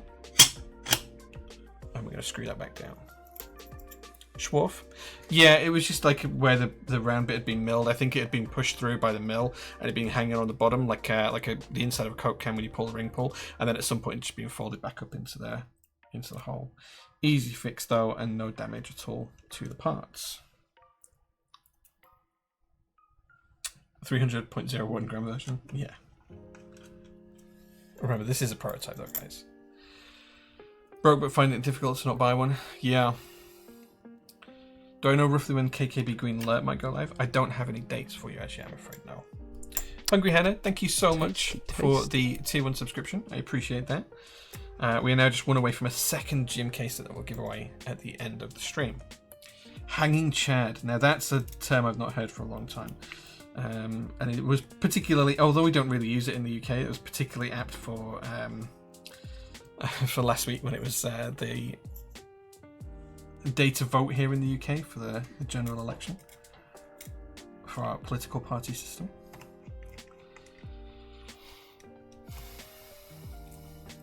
Bought a couple of mouse pads, thanks Jane. Thank you so much, Hannah, appreciate that. All you new subs as well, don't forget, if you join the Discord and you link your Discord and Twitch accounts together in the Discord settings, you will also get access to the SPC, which might give you further discounts, further options, and further things to do within the prototypist community. So definitely check out our Discord if you're there. Yeah, Charles Music, remember to new subs, link your Twitch and Discord account and join the SPC chat. Absolutely, absolutely. Okay, so that's the board now produced. Let's take a look at the base. This is a really chunky boy now. As you can see, it's got the remainder of these catch ball systems here to collect those. It also comes pre-installed with gaskets in the corners. That helps with transition, helps prevent rattle when you're using this catch ball and kind of like holders. And it also acts as like a force brake as well across it. There's also rubber domes here, again doing the same thing, acting like a force brake mod across the whole of the top and bottom case. Really, really clever idea. The invite button for Discord is expired. Oh, I'll fix that after the stream. One of the mods can provide an invite for you to chat if you need it. Looking really, really good. Really good. Again, the milling is exceptional quality, especially on the inside. And in a couple of weeks, as I say, we'll give this board away on stream as well. Superb milling here. There's the rest of that 3-stage side profile. Very thin in places, but really, really nice quality. Like, look how impossibly thin they've milled this edge here. Can you see that? Like, my finger disappears behind it here, and you can see it's kind of like a little ledge. That is impossibly thin. It's like a mill. Really cool. Are there any downsides to the bottom case having no sidewalls? Not particularly. No, it shouldn't make a difference. The walls really on keyboard cases are used to provide you with an opportunity to hold parts together, and these will absolutely do just that. So yeah. Been sub 3 months, I just figured out how to unlock the SPC channel last week. Hey, well done, man. Well done. Cool. Okay, so that's the case ready now for our plate and PCB assembly. Let's pop. In fact, actually, it's not. Let's just pop the case back on. Let's pop the feet back on, and then it will be ready. Bump-ons. Here we go. I'm not going to take off the plastic cover on the weight system here, because, as I say, when we give this away, whoever gets it will have the joy of peeling off that lovely piece of plastic. It's always a joy to do that, so I'll let him have that. Pleasure. Flash and Dash, thank you so much for the Prime sub. I thoroughly appreciate you. Thank you so much. It's 2 feet installed.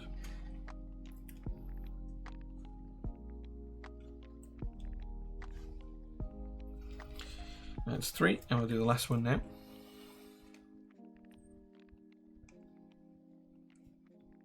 I wish they made the red logo a different colour, maybe matching to the case colour you choose. I really like the red logo. I really, really like it. I think it just sits nice and just looks good. Okay, that's the feet installed. And that means we are ready to put the case to one side whilst we build up the plate and PCB assembly. So let's pop that just there. Okay, so let's get our PCB ready. And we can do our stabilizers. I say we do have the solder PCB, so you can see it's got that light cluster here for the light bar there on the case. We're going to build this ISO today, and it is a solder PCB, so we're going to need to solder it. But that should be fine. That's the connector for the connector here. We should be okay to connect that up shortly once we finish the build. Everything looks good, so we're just going to break off the protective barriers. Looks slick, yeah. Black and green traces, nice. It's very terminal-esque.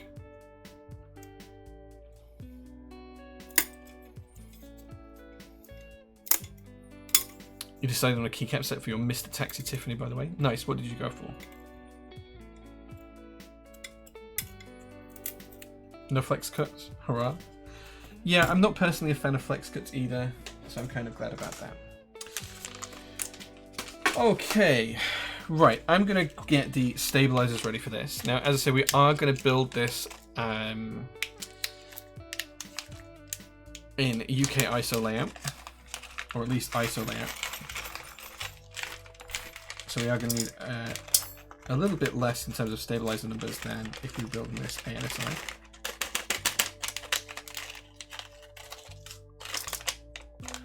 Okay, I'm to the packet out now.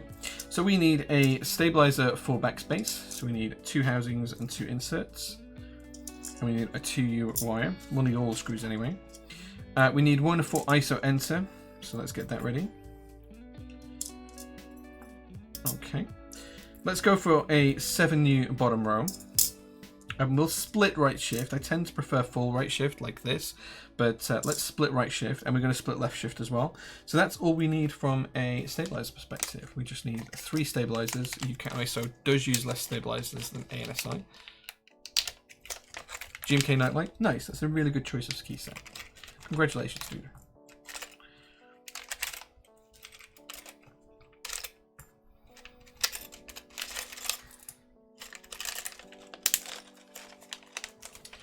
There we go. Before we do the stabilizers, let's just install the stabilizer pads. So these are replacements for the traditional Band-Aid mod, which I never particularly liked, but I actually do like these kind of sticky pads that have replaced that idea in recent times. And we're just going to install those straight onto the PCB.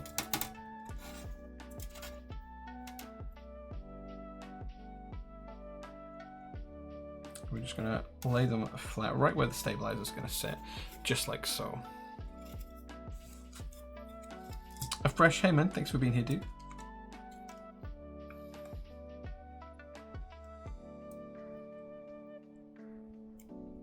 As an ISO user, I want a discount on my stabilizers, as I don't use an extra stabilizer. Actually, Matt, you get more functionality out of a stabilizer pack. If you buy a full stabilizer pack, you actually have enough stabilizers to do 2 builds in one pack. As a UK ISO user, one with a 6.25U spacebar and one with a 7U spacebar. So you actually get more value for money as an ISO user out of a stabilizer pack. I hope that helps. Even more if you are a QMK stabilizer user, sorry, QMX stabilizer user, because that has a 6U spacebar option in it as well as standard.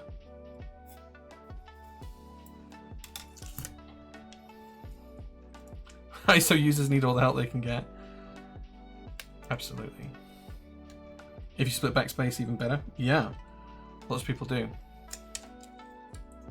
I would pay money for a set of 10 times 7U wires. Sadly, I don't think many people would. So it's one of those things that I'm afraid I can't stock for you, Mr. Blackbrook. But maybe in the future. I suppose if you're ISO and debated, yeah. I tried to buy enough debated to put in stock, but I couldn't afford to do it. Well, it's not that I couldn't afford to do it. I couldn't. There wasn't enough units to buy to do it. Sorry, I apologise. I got my wires crossed there. James sadly didn't have quite enough debated left for me to be able to purchase them for that reason. But it's fine.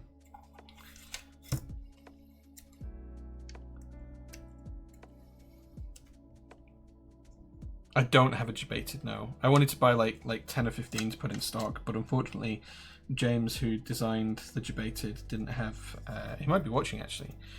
I was talking to him about the Formula 1 earlier on.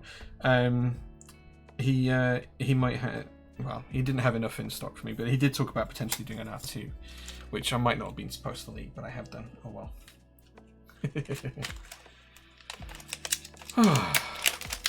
Beans in toasties? Yeah, 100%. 100% love beans in toasties. Baked beans are godsend.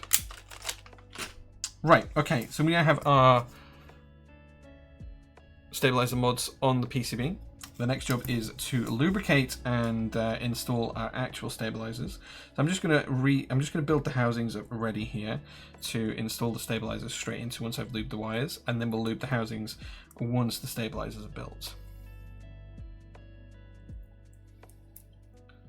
You're aiming for an extra debated bottom, but James will allow. Yeah. If he does an R2, I'm hoping that we can stock it and help him get it to MOQ. Because it's a cool product, and I wish I'd bought one myself. Cheese, ham, and onion toasty with beans. No need to mess around with perfection.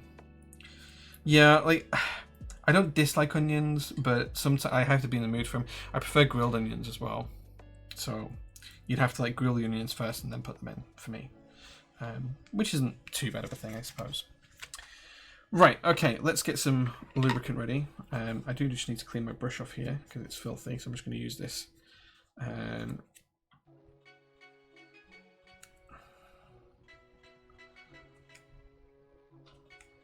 bit of foam here. There we go. Okay. Yeah, I prefer grilled onions though, so they go caramelized and golden. That's how I like my onions. Chip buddy with curry sauce has got it, dude. Man after my own heart. I love a decent chip buddy. For the Americans watching, that's what do you call chips in America? Like not like what you call chips isn't what we'd call chips. Like French fries, but thick cut. I don't know if you guys in America have a name for them.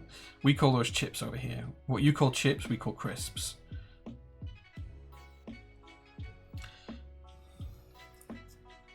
Fries, yeah, but fries are thin. Steak fries, okay. Wedges are different again. Wedges are like literally wedges of potatoes, so they're different again.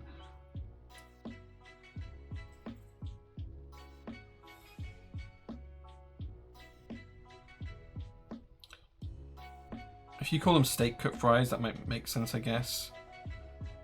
We just call those chips here in the UK. Because we have fish and chip shops. And that's what they sell, chips. And they sell them in a sandwich as well, which is glorious and divine, especially with a bit of brown sauce or a bit of ketchup. Okay, that's the spacebar done. We're going to do the ISO enter next. We do need to still lube the housings. We're just lubing the wires at the moment. We'll lube the housings afterwards because we don't want to gum up the works with these. We're just trying to make them nice and smooth to use. So remember, we're not trying to gum these up or make them difficult to depress or have return problems or anything like that. We're just trying to smoothen these out and make them a really nice user experience.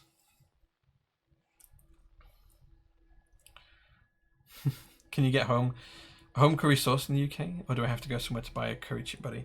Any chip shop will do you a curry sauce and chips. Any fish and chip shop. Steak fries or large fries? Okay. Like thick cut fries? Okay. Yeah, we'd call them chips, but that makes sense. You have thick fries. Okay.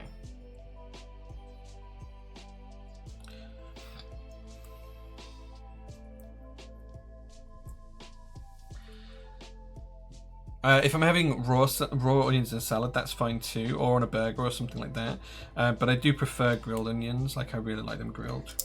Like, that's just a personal preference. When they're caramelized and they're rich. And one of my favorite things of all foods of all time is like French onion soup, which is just divine if you like onions. But yeah, caramelized onions are best. If I'm having like raw onion, I prefer red onion to white onion. And I like the crunchy like a salad or whatever, or on a burger. But in a toasty, I think I'd want them caramelized in a toasty. Is there a way to view all the macro and numpads in the store? Searching macropad doesn't return numpads, and numpads returns all the key says. So no, not as yet, but I am working on a series of new filters for the website in the background. I don't know when it's going to be live, but we'll have some at some point soon. The easiest way to try and find them at the minute is to use the accessories, because we have keyboards and then accessories. We're probably going to be changing some of the naming conventions around the store as well, just to make things a little bit easier to find now that our stock options have grown so significantly over the past few years. But it's going to take me a couple of months to get that sorted, I think. So please bear with me on that one.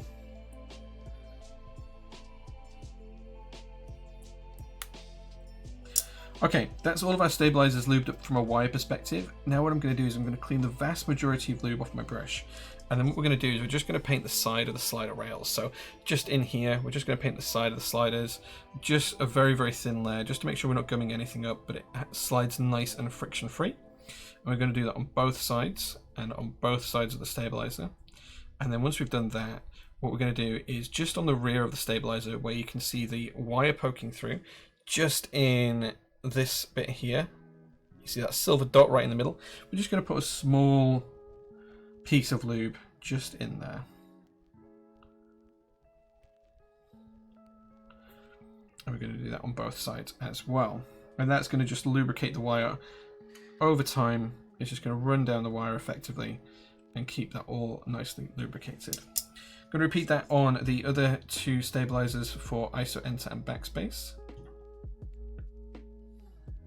Yeah, there's one ISO GR left in stock. I noticed earlier on today there was one on the shelf. It's the last one though. Red onions for the win? Yeah.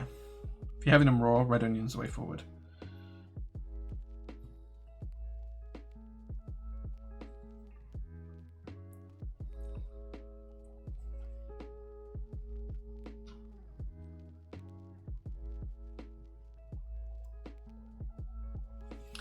Okay, last stabilizer now. This will be for backspace. What stabs am I using today? I'm using the ones that come with the Cycle 8. These are the ones that come with the board. I figured I'd give them a try. So these are the Vertex ones.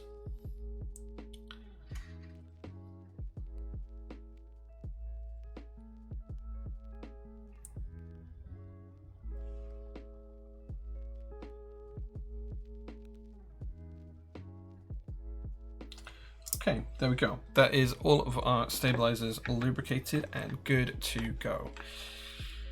Should be C3. I think they are C3, yeah. I'm like 90% certain they're C3 ones, but Manu, if you're still watching, will tell us for sure. Incredible. Incredible. Thank you so much, Foundry, for the follow. I thoroughly appreciate that. Thank you so much. Okay, so I'm just going to put the washers onto the screws in advance, so that when we install the screws, we've already got the washers on them and it becomes nice and easy. We need 6 of these.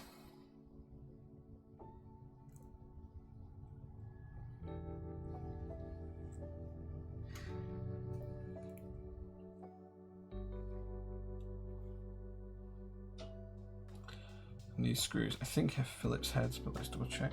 Yeah, they do. They have Phillips heads, so we're going to need one more screwdriver.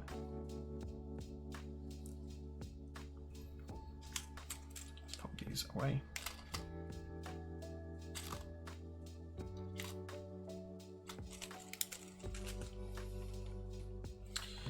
Okay, so let's start with the backspace stabilizer. I'm going to pop this into place.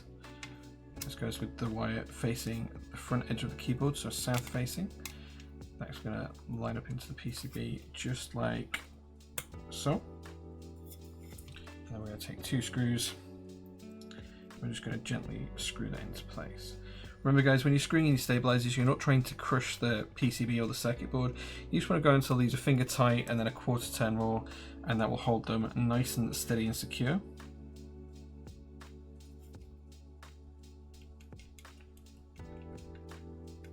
Just like so. It's all looking nice and tasty from the bottom, nice and even from the top. Next we'll do the ISO enter key, and this has a western facing wire, which is telling me it doesn't want to go in at the minute. Let's have a look what's going on here. There we go.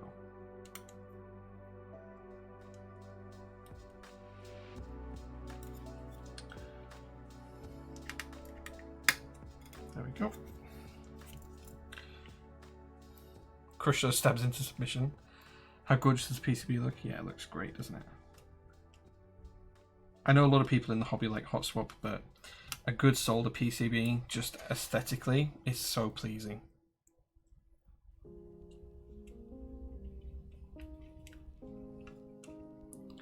Will the group buy be fully customizable, or will it be in rough presets? I think it's fully customizable as far as I'm aware. Sharon's handling most of the details and logistics, so I don't have all of the details to hand.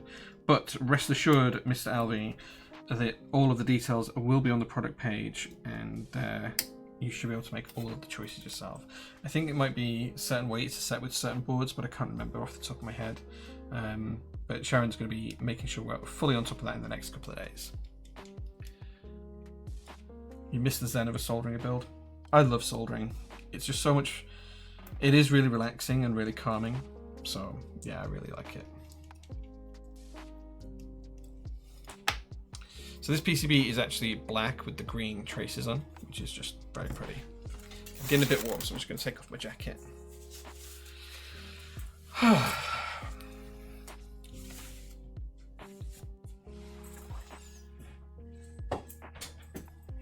That's a little bit more comfortable. Right, okay, next up guys, I'm going to put the foams in this today. We are going to build this with the foams, I think. But next up guys, you guys need to pick some switches that we're going to go in this build.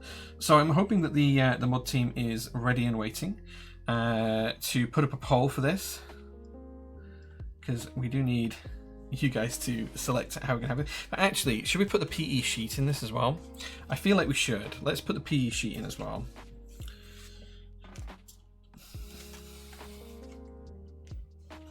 Okay, so we need to pop this out for the stabilizer. In fact, how do I feel about the PE sheet? Let's not put this in actually. Let's not put the PE sheet in. Let's just put the foam in. Let's put the foam in. Let's just put the foam in. I feel like the PE sheet will just give us that PE sheet sound, and it probably isn't the best for showcasing how the board actually sounds on stream. So let's not use that. But let's just use the switch foams, because I think that's fair. Okay, so today choices for switches, we have 3. We have alpacas, these have been lubed. Good old alpacas, can't beat them. We also have a box on the floor. We have some cherry blossom switches. These are completely stock as far as I'm aware, but we could use a stock switch today if you prefer cherry blossoms. Or alternatively, we have some vintage cherry MX blacks that have been harvested, then cherry picked, and then lubed. These were lubed about 2 years ago by Matt the Pokemon Kid for me.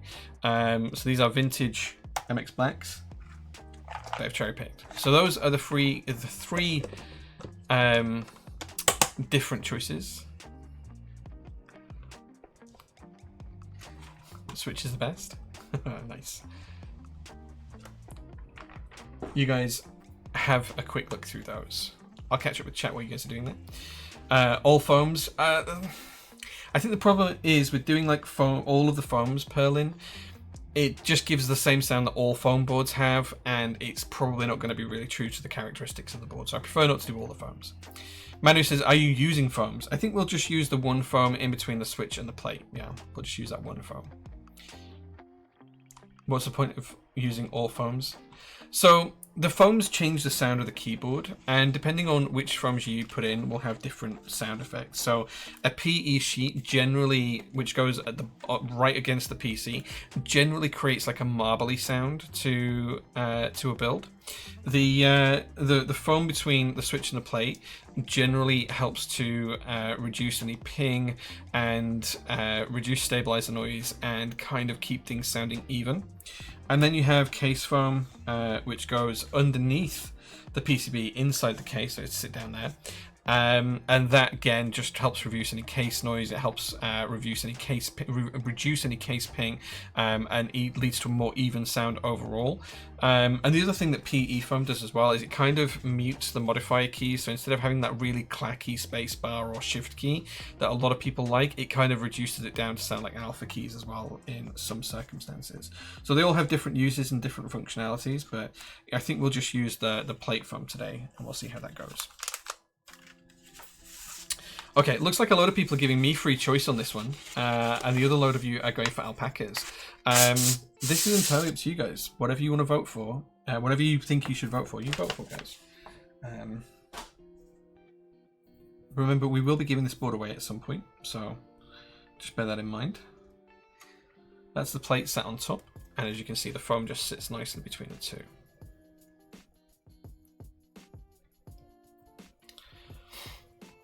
What about the TKD badge on the back of the C8? Is that set per color or customizable? I'm not 100% certain. I think it's set per color. There is a screw that retains it here, so you can remove it and change it, but I don't know if we'll have options available for it.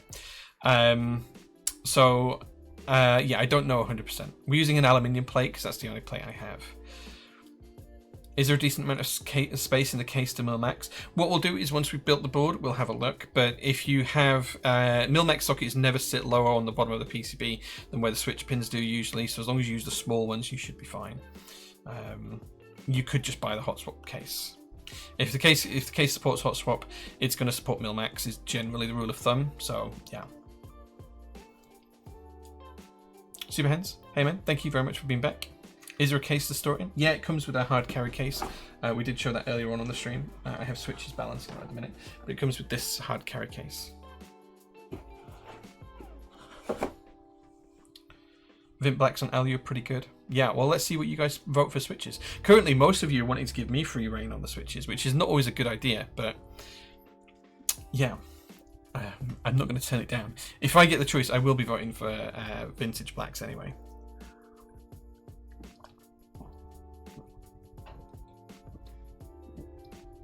It's like a caban. Yeah, a little bit, but more harder wearing than the Monarchy cabans. Yeah. MX Blacks on Alu. I think that's how we're going to end up building this, yeah. Looking at it, it's between Vintage MX Blacks or my choice. My choice would be the MX Blacks, so I think that's how we're going to be building this. No one wants Cherry Blossoms. No one wants those at all. Yeah, you can vote, guys, in the vote at the top. Blacks on Alu and a silver board. Yeah, with some GMK.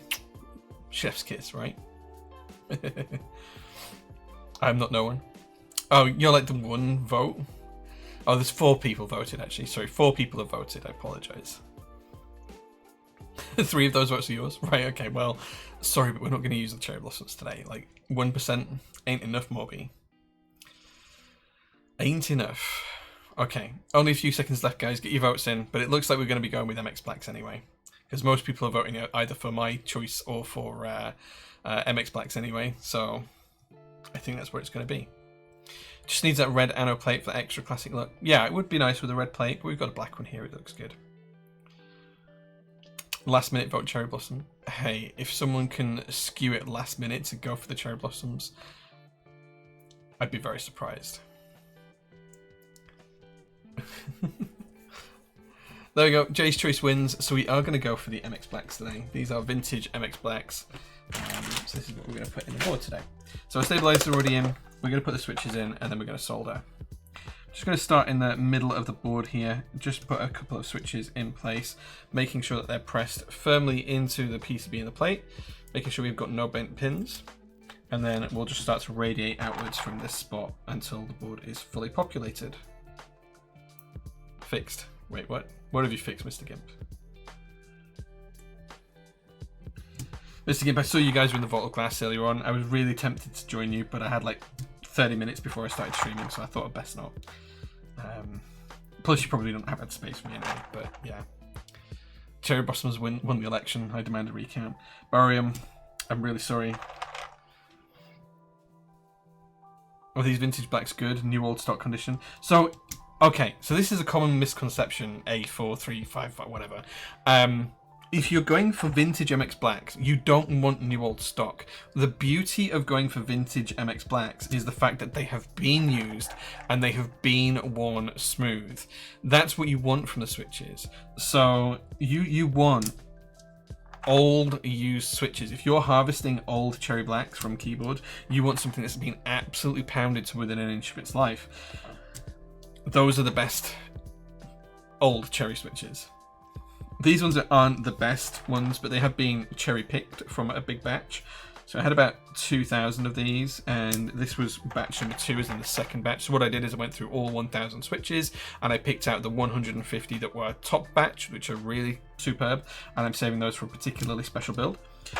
These ones were batch number 2, so this is the second set of 150 switches out of the 1,000.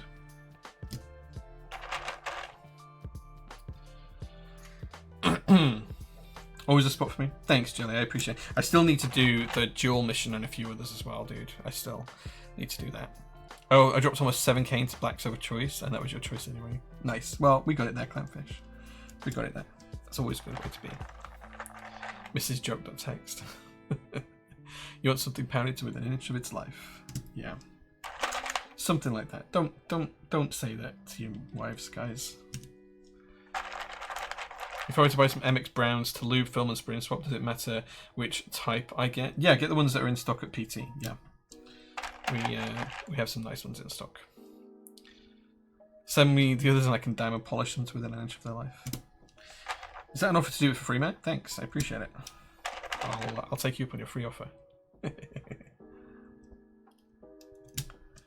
Yeah, we have some of the current MX2A MX Blacks in stock.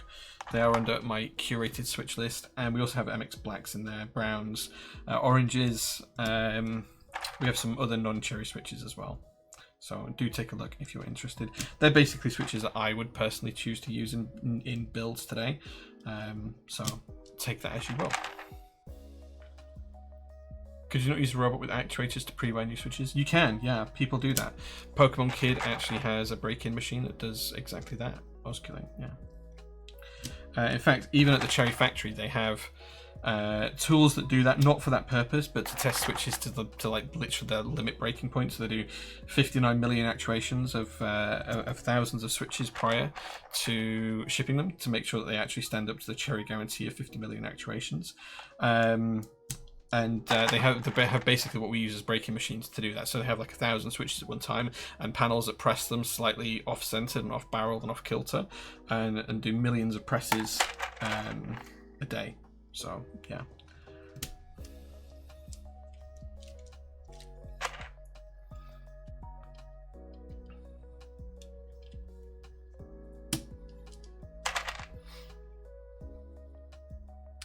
Put some lubed up 2A browns in my Cycle 7 and turn out a treat. Yeah, they are really nice. I know people like to meme on browns, MX Browns, but to be honest, if you know what you're getting yourself into, they can be pretty nice and pretty interesting to use. So one of my TGR Janes is built with MX Browns, so, you know.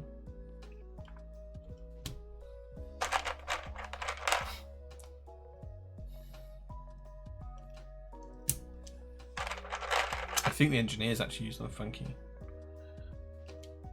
Like, the engineers at Cherry probably take them and use them.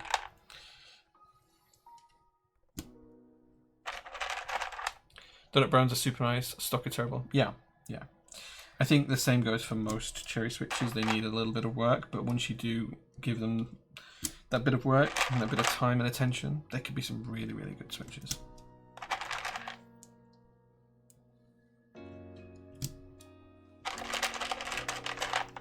So don't forget, we are going for split shift here.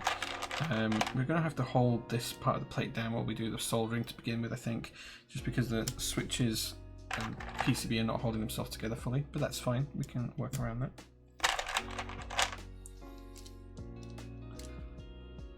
I've never really liked browns, but I decided to give them a fair shot in a board I knew I would like, and they're definitely not as bad as their rep.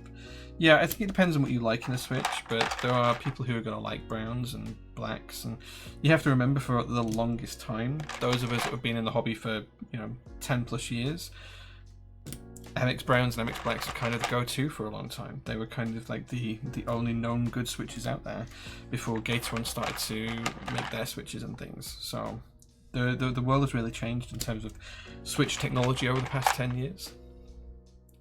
I think cherry switches are bad, but if you do everything you have to do, those are just the best. Yeah. Verbal, hey man, thanks for joining. I'm doing well, thank you. It's been a good day today. Lewis Hamilton won the Formula One, and whilst I'm not particularly a Mercedes fan, I'm a McLaren fan. It's nice to see a Brit on the podium, so that was good.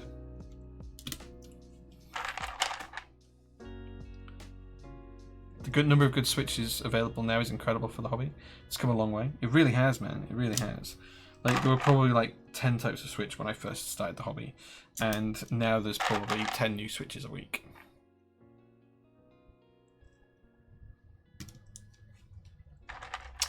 Quite worries me that TKD aren't showing off the HE PCB to any reviewers as yet. I can't comment on that. I think it'll be fine. I don't think that, like, the technology is a known technology. I don't think it's going to have any issues. They're probably just a little bit behind in terms of producing them. I'm not sure why that would worry anybody. You know, if they only showed off the hot swap PCB, would it worry you about the solder one? It's the same kind of argument.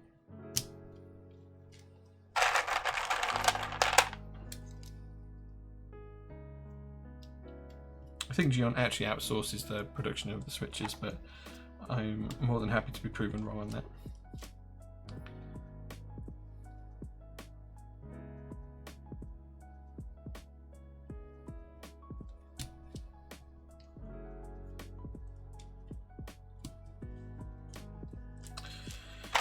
Okay, almost there now with these switches. Once these are all in place, we will be soldering. Don't forget, we are giving away a t-shirt for the best question asked on stream today. We'll ship it anywhere in the world. The t-shirt is just on the head behind me. It's got the cool octopus logo, Aussie the Octopus PT logo. Currently, Anarchy is the lead runner for that with his question earlier on. But if you guys have got a really good question, something that's thought-provoking, doesn't have to be about keyboards, can be about any topic at all. As long as I can answer it in a stream-safe way, then please ask away. Ask me anything you'd like. Can be about me, can be about life, the universe, math, science, history, politics. Maybe not politics. Anything you'd like. And as I say, the best question will win that t-shirt at the end of the stream.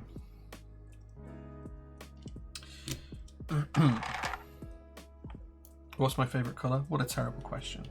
Green is my favourite colour.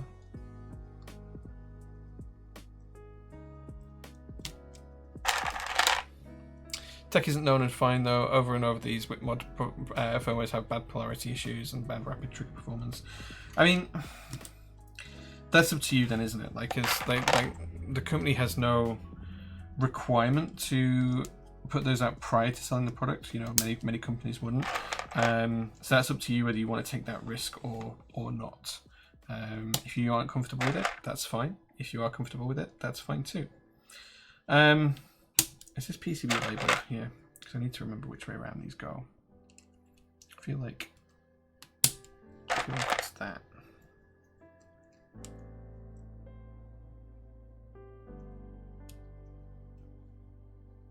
That feels wrong. I need to remember which way around. I'm just going to grab some keycaps just to make sure I get this right, because the PCB isn't labeled. Give me 1 second, guys.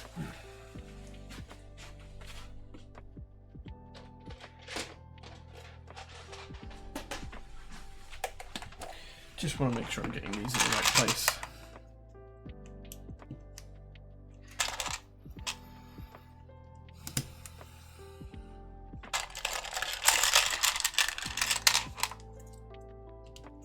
Okay, that one's in the wrong place.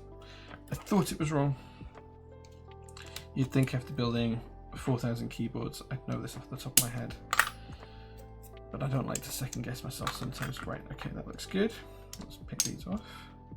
Do the other side. Incredible. Incredible. Thank you so much for the follow. I appreciate that.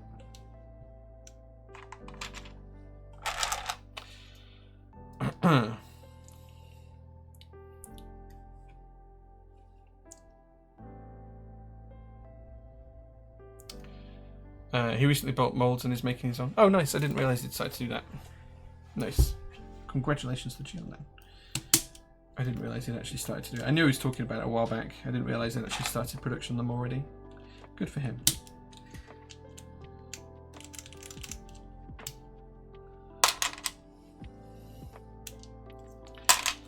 I can't believe you just told me who won at Silverstone. I'm sorry, Nimble Machine. I'm sorry, I apologise. It's well worth watching. I won't tell you why, but it's well worth watching. It was an exceptionally good race. My apologies, though. I wouldn't say it's something that we would particularly keep spoiler-free on stream usually anyway, so I apologise. Any updates on GMK now? It's in production. We're waiting for GMK to come back to us with the approved colours and production renders, and vendors are waiting to get their invoices from GMK at the minute. But it's all going according to the standard plan. You know, it's in production. If you check on our updates pages, you can just use !updates and follow that. It will tell you what the current position is, and it's in production. That's all I can tell you. Any update on GMK Rainbow Wire 2? Yeah, I was actually speaking to Mike at Novel Keys about this just a couple of days ago. More news soon. Where do I see myself in 5 years? I actually don't know. That's an interesting question. So, if you'd asked me where I saw myself 5 years ago, so 2019, I had decided just then that I was about to start a keyboard business, and I went to Seattle to talk to some US creators and vendors and manufacturers, and do some Top Clack hosting, which was a podcast we did back in the day. So 5 years ago, if you'd have said, would I still be running a keyboard business now, I wouldn't have known. I would have been hopeful that it would have been the case, but I would never have guessed that we would be where we are today. Like, if you'd have told me where we are today, to 2019 me, I wouldn't have believed it.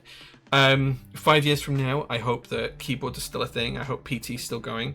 I hope my coffee company's doing well. I need to focus on that. Like, it's basically an early access for people to buy the coffee at the minute, because we're primarily supplying local coffee shops and things like that at present, but we want to kind of turn it into an online business as well.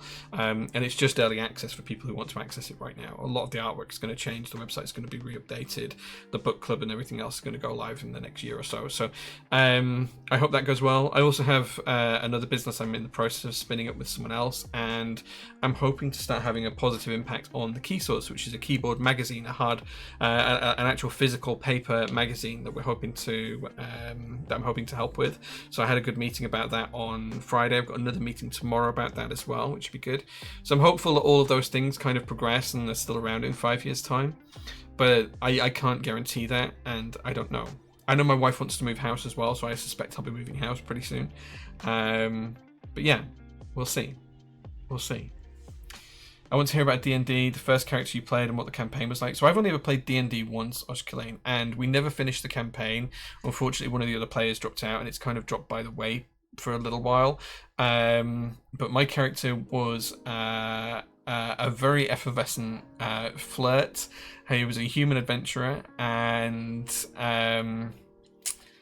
he was a bit of a flirt with all of the barmaids, and he was very rowdy, always ready for a fight, always trying to use big words that he might not have understood the meaning of, which was quite fun.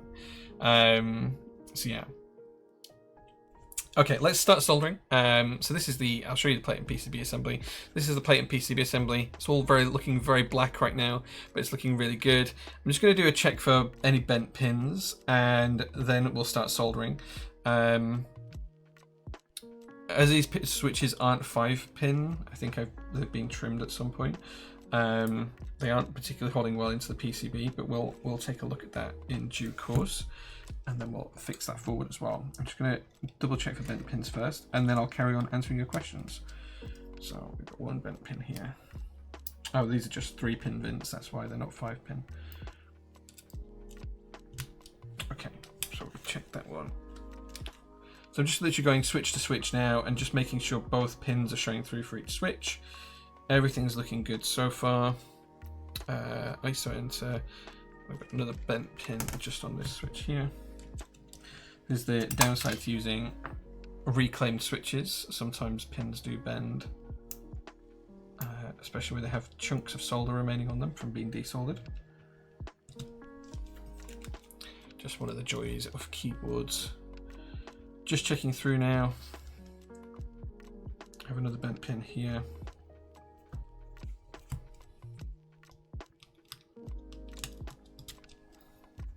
To be fair, some of these may have been bent before I even put them in the board and I just didn't check.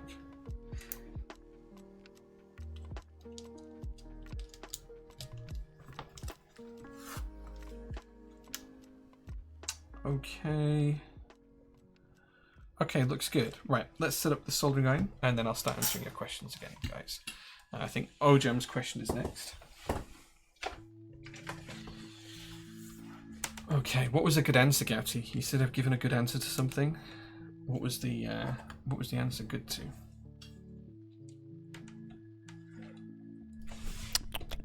Tasty, tasty. Tasty, tasty. Thank you so much, Marshmallows, with the raid. Thoroughly appreciate that. Welcome. We are building a Cycle 8 today, which is this board up here. We're just about to start soldering. And people are just asking me my favourite questions. And guys, if you're new to the stream as well, we do have a discount on during the stream for those watching the stream. You can buy any desk mat, get a desk mat free, as long as it's in stock, using the code that's in the pins. So what I'm doing here is I'm just soldering a pin in each of the corners just to make sure that everything is pressed and held together correctly, because these switches are not particularly grippy into the PCB, but that's fine. We can work around this quite easily. So all I'm doing is just heating up a single pad whilst I hold everything together, and that's just going to pin everything in place nice and neatly.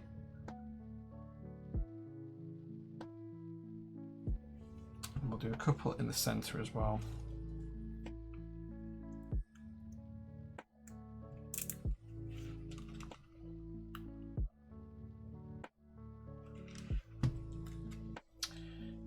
Probably the spacebar one as well, and that should hold everything together nice and neatly. That'll allow us to then just go through solder nice and quickly.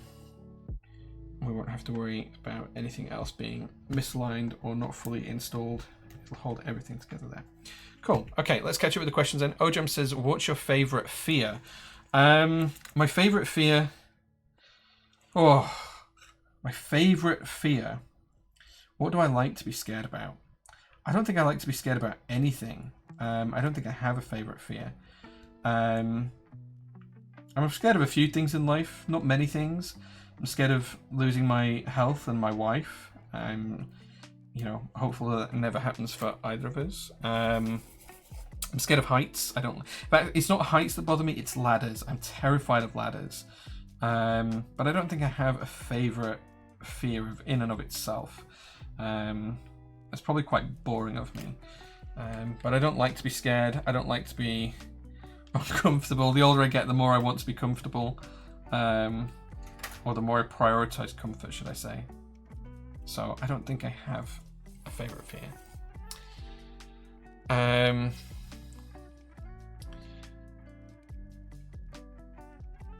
When is the Cycle 8 going live on PT? It'll go live on the 12th of July.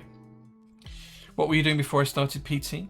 Risdom, I used to be a senior project manager for a large, well-known UK financial institution, overseeing multi-million-pound technology deployments, new processes, new programs of work, and new technology infrastructure into a fintech business. I did that for nearly 15 years, thoroughly enjoyed it, was pretty good at it. And then I retired from that when prototypists started to take off, which was probably around 2020. I think it was May 2020 when I had my last, April 2020 when I had my last day in that business. So it's 3 and a bit years now since I left, which is actually kind of scary that the time's gone that quick. Yeah, kind of scary. Superman says, question, do you believe that it's a possibility we are living in a simulation?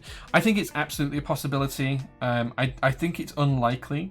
I'm not as convinced as some scientists are that we are 100% living in a simulation, but I think it's absolutely a possibility. When you consider just how things work in the universe, it's quite an interesting proposition, and when you look at the math behind the probabilities, it's kind of interesting. So I'm not going to get too deep on it, but this is something I've actually investigated, well, not investigate, but I've been interested in myself over the past few years. So yeah, I think there's a chance, but I think it's an outside chance. I think it's more than likely that we are in that top level universe, and perhaps some of our simulations will have, you know, digital life within them at some point in the future, but who knows? I think we're getting very close to where we could have that kind of simulation running. I suspect we'll hit that within the next 100 years or so. So we'll see. We'll see. Interesting question though.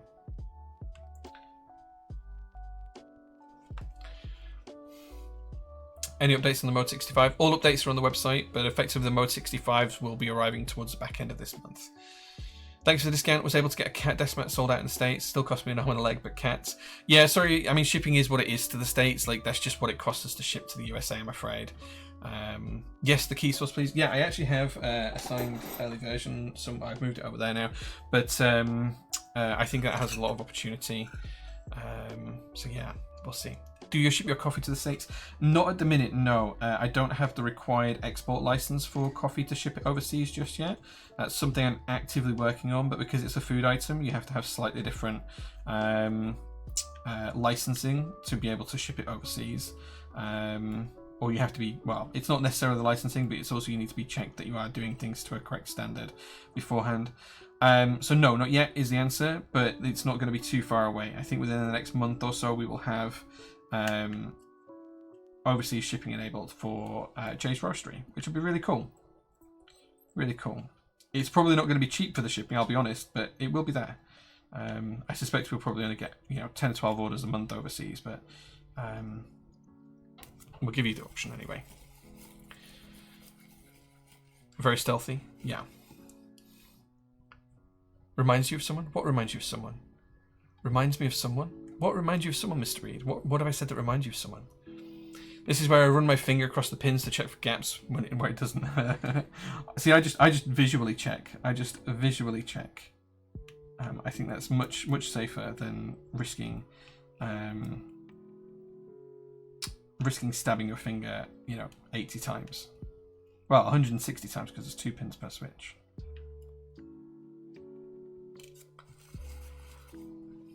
Marshmallows, yeah.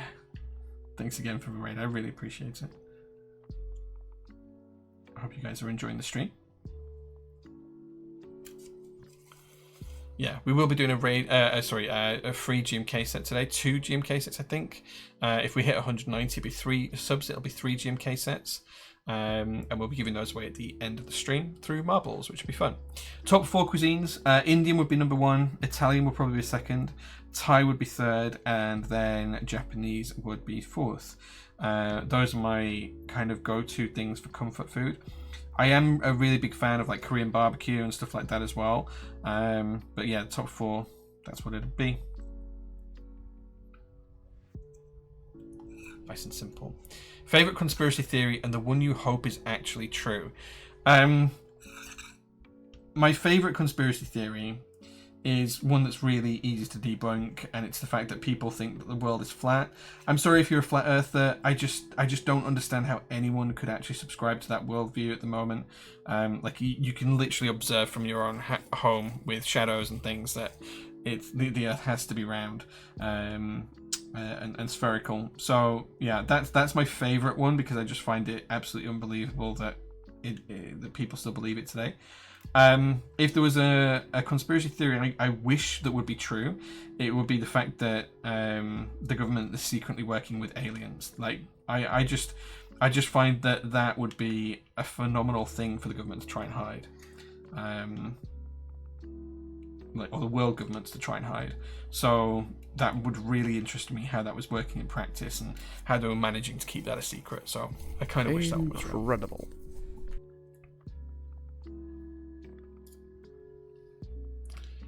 Do you consider yourself fill zone or no fill zone gang in terms of copper layer on the PCB design?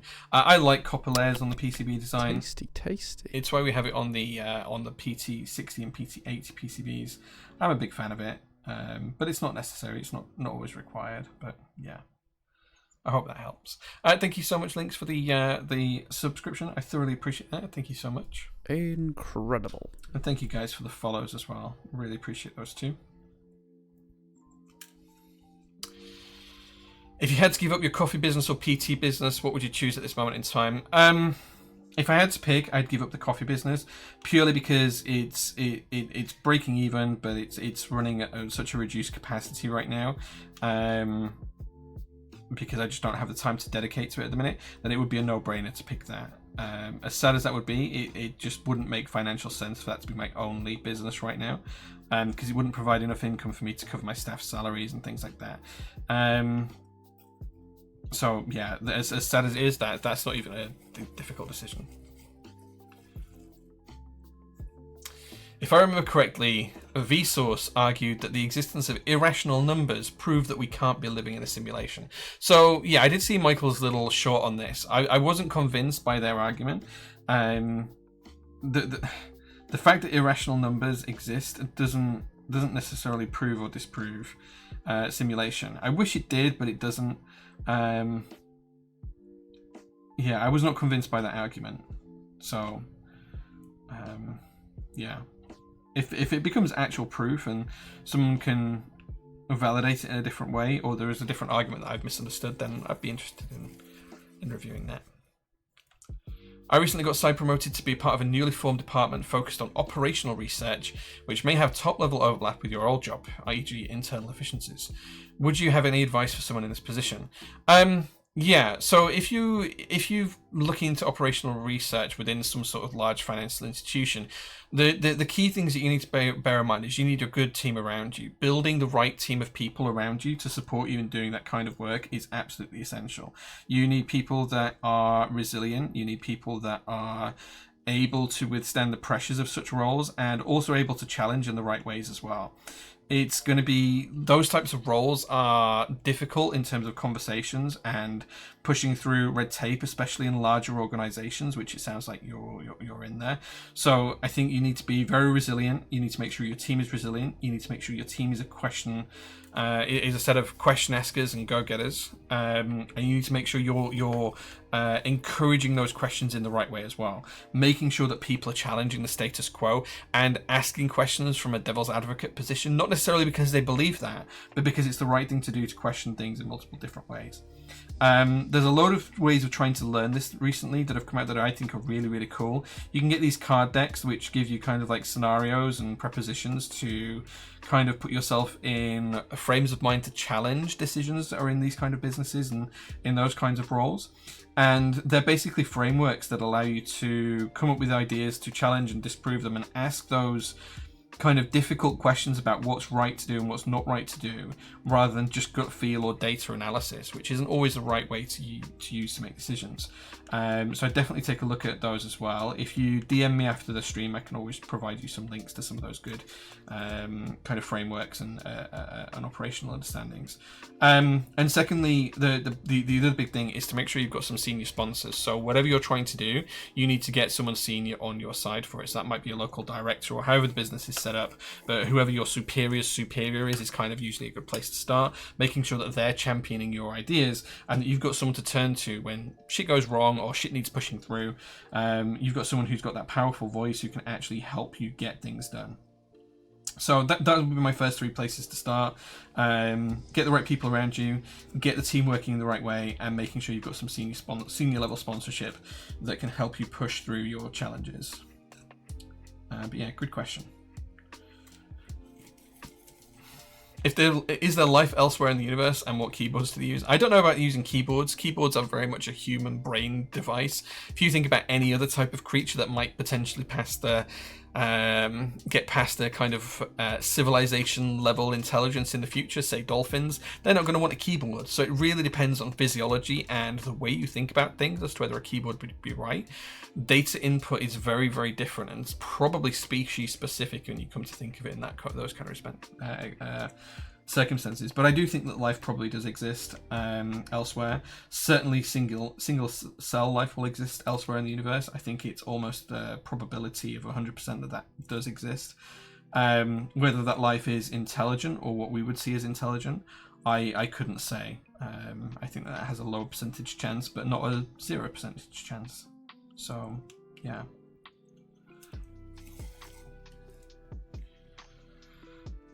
D&D character reminds him of someone. Oh, okay, fair enough. Ty's so good. Yeah. Flat Earth Movement has members all over the globe. Fun fact, they do. They even tell you that they do. It even says that on the front of their webpage, because I saw it once. What's my favourite watch? I'm a big Amiga fan. I have a couple of World War II Amigas, which I really, really love. But probably my favourite one is the one my wife bought me for our wedding, which was an Amiga Seamaster. I'm looking at picking up a Speedmaster at some point in the near future. I've been eyeing a few up for a while. I want something semi-vintage as a Seamaster that's not too expensive, so I can wear it every day. I'm thinking something with dark gold, brown hues, something like that, which will look nice no matter what outfit I wear it with. So yeah, so Seamaster and Speedmaster are probably my favourite two watches of all time.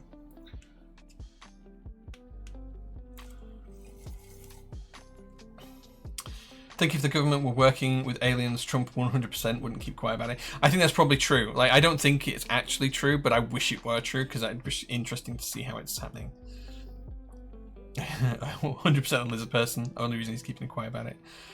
For the simulation thing, it matters as to whether or not it's possible to have a simulation the size of the universe. If it is, most likely we are in a simulation. I don't think we are. I don't think we are. If you could take a talent from someone, who would it be, and what are you taking? Oh, I wouldn't want to take something from someone. I feel like that's like a real negative. I'd probably try and find someone who uses their talent for negative reasons and try and change it to something to be for a positive reason. I can't think of any good examples right now. But for example, someone mentioned Trump a minute ago.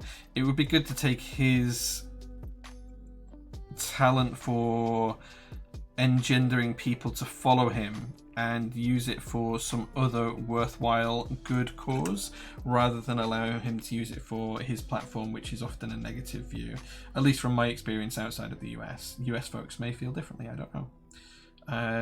But something like that, take someone's talent that is used in a negative way and try and use that in a positive way. That's what I would do. You know, someone who has influence or power in some way.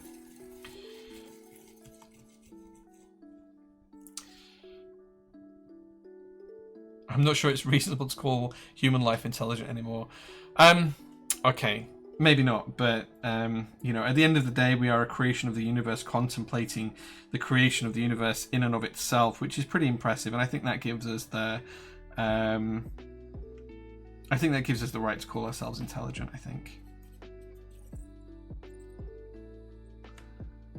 think that's the fair assumption. You know, we are a creation of the universe, questioning the creation of the universe. That's enough for us to call ourselves intelligent, in my view. Can't go wrong with a moon watch. Yeah, absolutely. Okay, that is the Soul Ring done. It's looking quite neat. Could do a little bit of a cleanup, but everything looks neat and tidy. Plenty of flux on there, but we could clean off later on.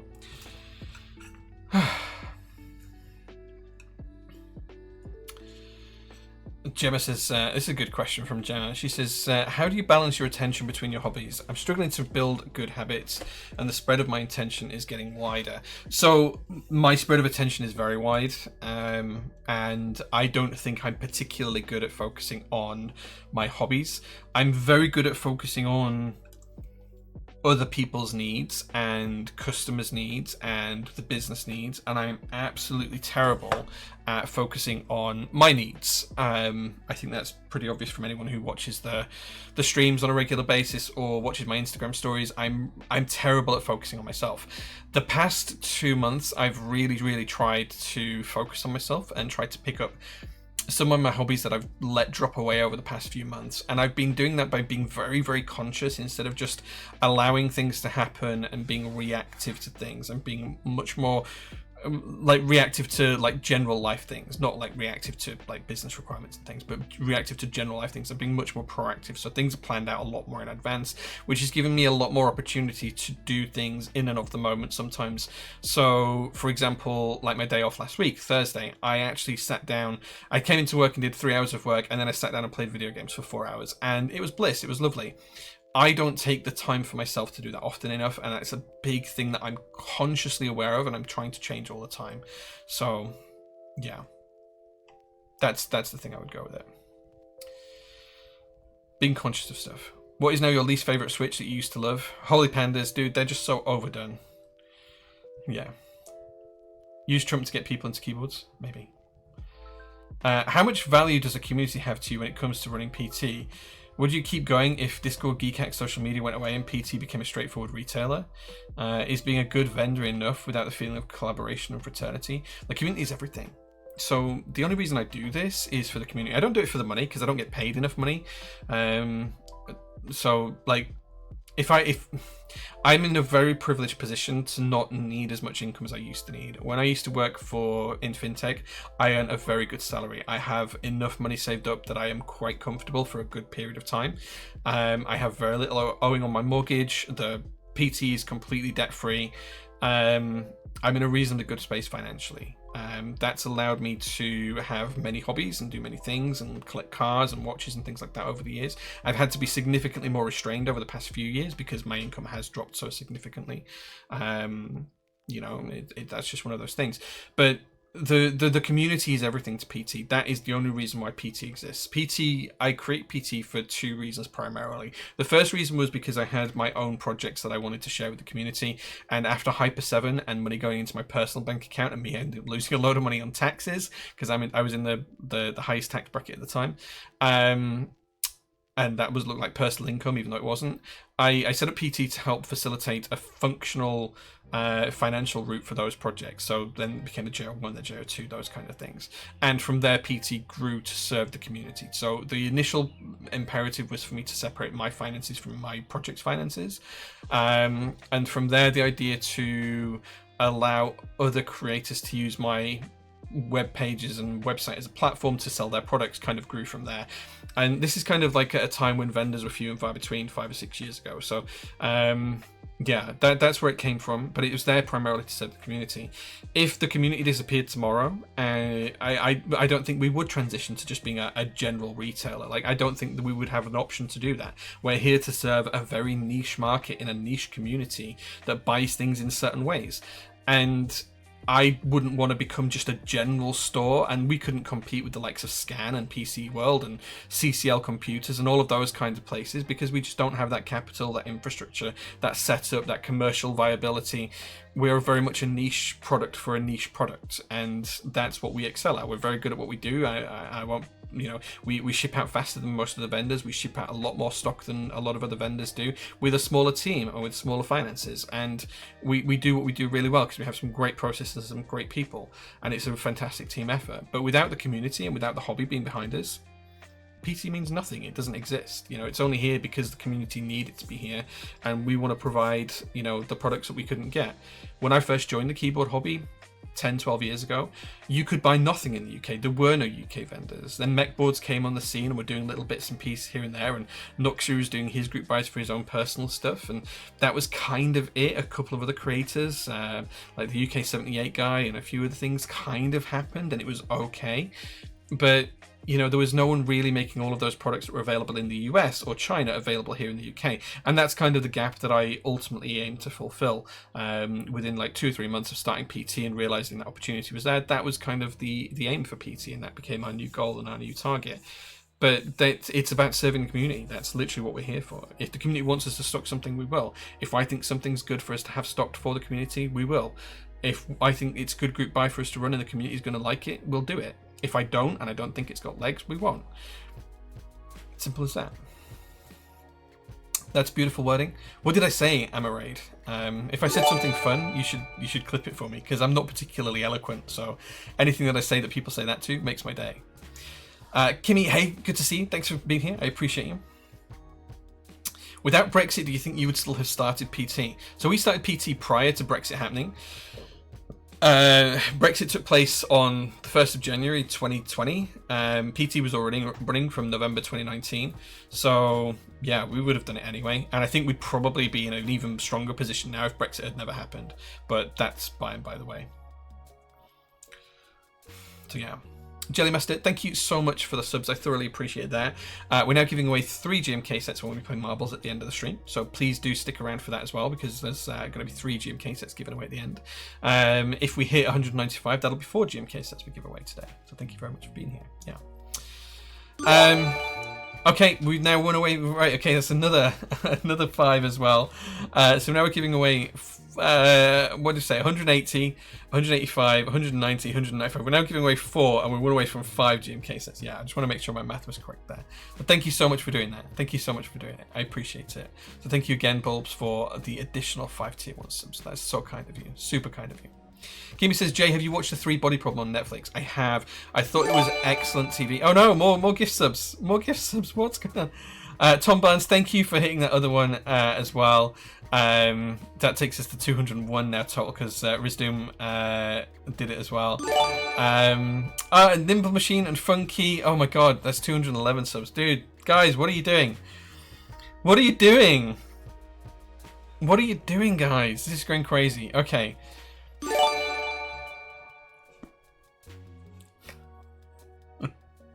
We're giving away a lot of GMK today. 80, 85, 90, 95, 200, 205, 210, 215. Guys, okay, we're giving away 7 GMK sets as it stands right now. Thank you so much, guys. You guys are too kind. You guys are too kind. Who's giving those ones? Manu, thank you so much, dude. Thank you so much. I thoroughly appreciate that. Funky as well. Thank you so much. I'm not sure why it's not doing the tasty. It should be doing the tasty, but it's not. There's your 4. Yeah, thank you so much, guys. Oh, you're also kind. Rizdoom as well, giving away gift subs. Guys. Amarators, about humans being intelligent because the universe created us and we are contemplating the universe. You already do it so much better. Thank you. I appreciate that. That is probably not original wording. I'm definitely not the first person to say that, but thank you. I thought I'd come up with something unique and original. But yeah. Jay's going to run out of fingers to count on soon. Yeah. Jay needs to end early. Yeah. Actual lols at the gift subs. Set yourself up here. I know, right? I know. 7 gift subs to go.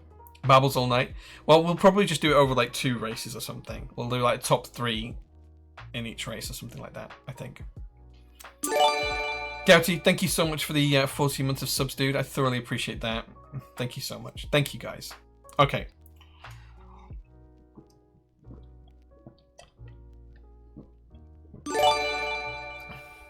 It's not going to stop pinging out for ages. But yeah, we're giving away a lot of GMK towards the end of the stream. So let's watch out for that. Because we're playing marbles at the end. Right, back to the build then. Back to the build. Tasty. Oh, the tasty's back now. Everything is now soldered together and looking good. The next thing to do is to vote on whether you think we should build it with O-ring or whether you think we should build it with beans. Clownfish, thank you so much for the 57 bits, dude. That's really, really kind of you. Beans are basically like little tabs that go in a few different places and replicate top mounts. They push into the top case, they push into the plate, and instead of using a screw for top mount, using a little gasket. Alternatively, we can use O-ring. So if one of the mods is out there and wants to put up a poll, and you guys can pick whether we use beans, which is kind of like a rubberized top mount, or whether we use O-ring, which is standard O-ring, gummy O-ring mount, you guys can then vote for it. So that'll be up in just a second when one of the mods get to it. And we'll then construct the board based on that perspective. I'm going to wait until the poll's up, and then I'm going to try and find some keycaps while you guys are voting. Citron Caramel, thank you so much for the 4 tier 1 gift subs as well. It takes us to 220 subs. Dude, thank you so much. That's 8 GMK sets we're giving away today. Thank you so much. I'm going to be bankrupt on GMK sets today. I might have to draw a limit. I think that is the limit. I don't think I can do any more GMK giveaways, but 8 we can do. When it comes to doing it and playing marbles, we'll ship them anywhere in the world. We'll cover the cost of the sets and we'll cover the cost of shipping. You'll just have to pay the import duties where you live. Do you have enough GMK? Dude, we've got probably 7,000 or 8,000 GMK sets on the shelves out there. So yeah, we absolutely have enough. Yeah, but I am going to get told off by the accountant for this one. I am 100% going to get told off by the accountant for it. Everyone who's ever watched the stream is now subbed. No, like the number of people who've ever watched the stream, like you can get stats in the back end of Twitch. So this is something like 10,000 different people. So I don't think we'd ever give away that many GMK sets. But yeah, for the content, absolutely. It's not a write-off though. It's not a write-off. He's definitely going to be miffed. Right, okay. Beans and O-ring poll is up. While you guys are doing that, I'm going to take a quick comfort break, and you can look at the PT shirt in the background, and then I'm going to pick some keycap sets. So get voting and let me know what you want to use, and I'll be back in about a minute.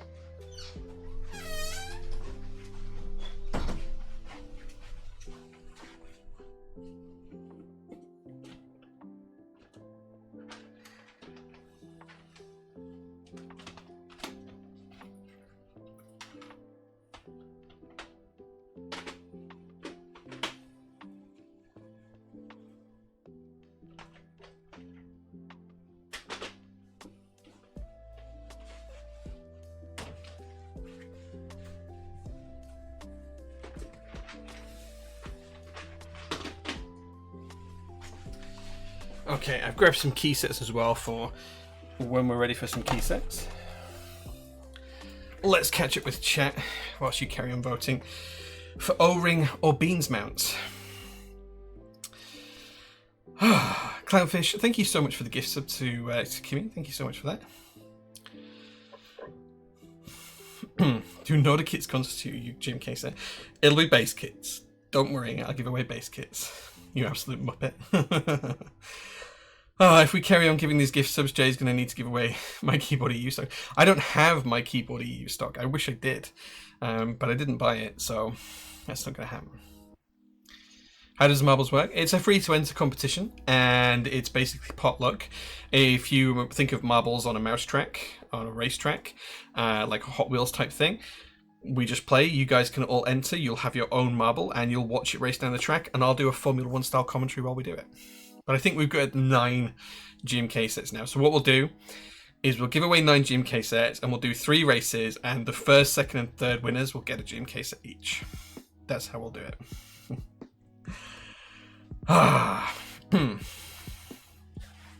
O-rings ain't winning this. I mean, they are at the minute. They are at the minute, but only just.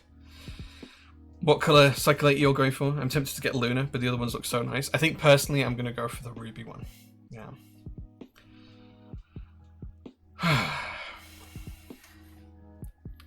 Ruby's so nice along with Peacock. Yeah, Peacock's good as well. You got a sticker? Hey, we give away things better than a sticker. Hey, if we just did stickers, it'd be so cheap. I could do marbles every week. It'd be fine. Do we even control the marble, or does it just do its own thing? It does its own thing, Morby. You watch the marble, and it's complete random chance as to what happens to that marble as you go down the track. There is no way of influencing it. It is complete RNG. It's just a really fun way of doing it.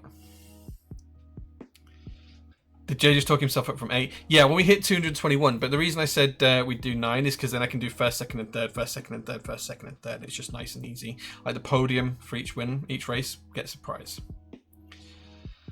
Have a beer, Jay. Unfortunately, I can't have a beer because I have to drive home from here. So where I stream is at the PT workshop. I actually have to drive home from here because I live, a few miles away. Incredible. So sadly, I can never have a beer at work. Posture check. Yeah, I've just sit down. I'm good on the posture. I'm good on posture. I have got lube on my chest though here, which is going to ruin this t-shirt. I must have just touched myself with the brush, but oh well. Get in there with the O-ring. O-ring has won. Yeah, we're going to be using the O-ring today. There was a joint force against me. Whoever voted O-ring should be banned. Hey, it's a democracy. You guys voted O-ring. That's what we're going to go for today. Turns out you can spend points twice as fast if you do it on desktop and mobile. Oh, 2 it on your shirt. Yeah, sure. Lube on your chest. I think I must have caught myself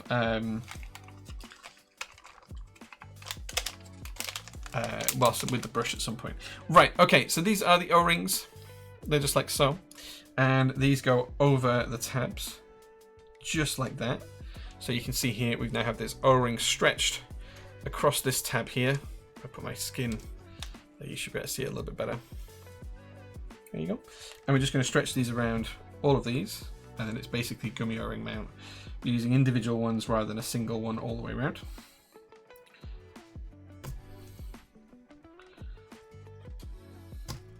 There we go.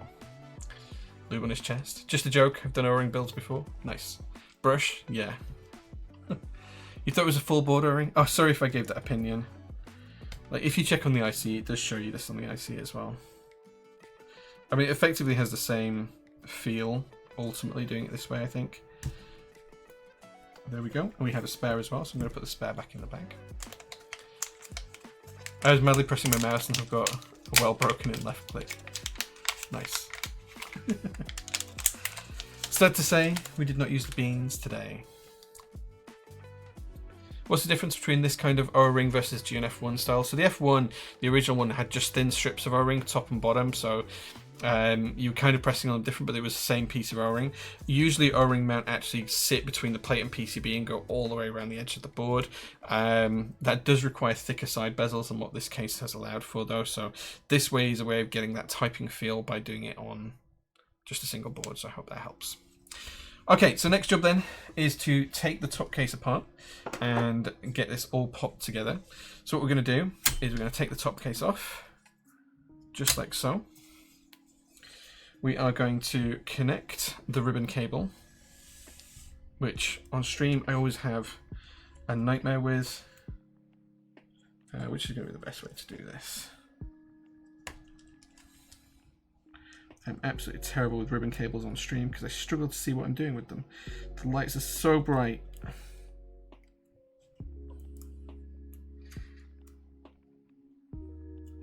There we go. We're then going to lay the plate and the PCB down. And you see the O-rings are going to sit inside the grooves. You can see the groove just there. They're going to sit inside the grooves, and that's all going to fit and balance nicely. And we're just going to push that down so it's sat evenly. It uses these pins here that you can see. These are actually removable, these pins, if you don't want to use them, but it does use those pins to ensure that it's set correctly. And then effectively you are using the rubber on the top and bottom of these O-rings to support the PCB and plate as you type. That's all connected. We're then going to put the top case into position. And that's all now built up and good to go. Looks stunning from the side profile. We're going to grab a USB-C cable and then we're going to turn on a switch hitter and we're going to try this out, make sure it works. Okay, so can you guys see switch hitter? Yes, you guys can see switch hitter. So I'm going to plug the board in and then I'm just going to type away on it, make sure each key works, and we'll see what comes out. Good sound first because the board connects. Let's just set this up correctly. Yep, UK ISO, so that's all fine.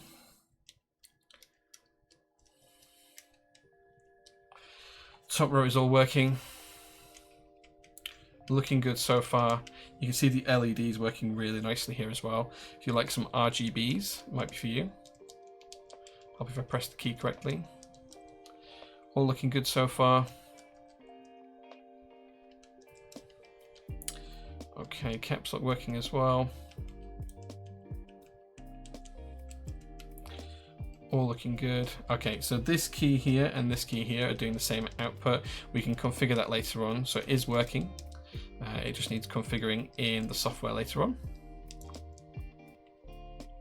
We have gone split here, so this should give me FN. It's not surprising it's not showing up anything, so that's fine. That's all working just fine. Yeah, that's going to be an FN key as well. There's going to be some controls for it somewhere. Yeah, okay. That's going to be FN, and that's going to be FN. Cool, so that's all working. That's good. So yeah, so pretty happy with that. The RGB LED is looking pretty slick here as well. If you guys can see that without the light shining on it too much. The problem is these streamlights are so bright. If I try and hide it, there you go, you can see it's gradually changing over time, very subtly, looking really rather nice. It's looking good. What tool is this? It's called Switch Hitter. It's just a little bit more configurable than Via, and it's just really good for checking like bounce and debounce speed and things like that. I just like to use this app. I've used it for donkey's years. So you can't control configuration, but it's just really good for seeing what your keyboard is actually doing. And I just really enjoy using it. You can have your own custom settings and things like that, and you can put different things on. But it's called Switch Hitter, and it's by Elite Keyboards. It's a very old app now, but it works on pretty much every bit of software I've ever tried it with. So yeah, it's just really good. Cool. Any chance you'll have a pre-order for GMK British Racing Green? No. No. Not as far as I'm aware. I don't know what's actually happening with the extras for that. I believe that they're with GMK, but I don't actually know. So as soon as I get more information, I will let you know. If we can stock it at some point, we will. Yeah, this is the last version of the catch ball config. Yeah.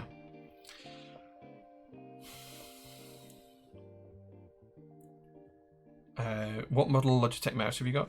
This is a MX Master 3 with a custom SPC pink layout and logo. So yeah, that's that.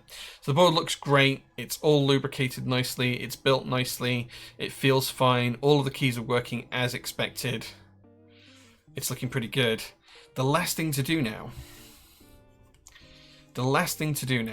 is for you guys to help me choose some keycaps for the board. So I'm going to zoom in because you guys are going to help me choose the keycaps, and then you can see me putting the keycaps on the board a little bit better if we zoom in. If you programmed a keyboard to play a song as you typed, what song would you pick? Great question.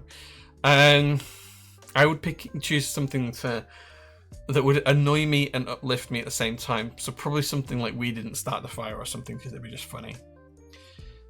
Oblo's just put some up for My Leftovers 3, only for previous customers currently though. Yeah, so we are waiting for Oblo to finish with his My Leftovers. Then we will be stocking some of the sets from GMK. I'm waiting for a list from GMK at the minute of what we can actually purchase. So there could be all sorts in there. I can't really talk about it at the minute because I just don't know anything else yet. We will see. We will see. James is here. James, we were talking earlier on today about the Debated and how it needs to come back, because I tried to stock some and he didn't have enough to sell me, which is really sad, but I'd really like to bring that back. And I'd actually quite like to do a J version of J-baited. Maybe we could do that as well. I don't know. We'll see.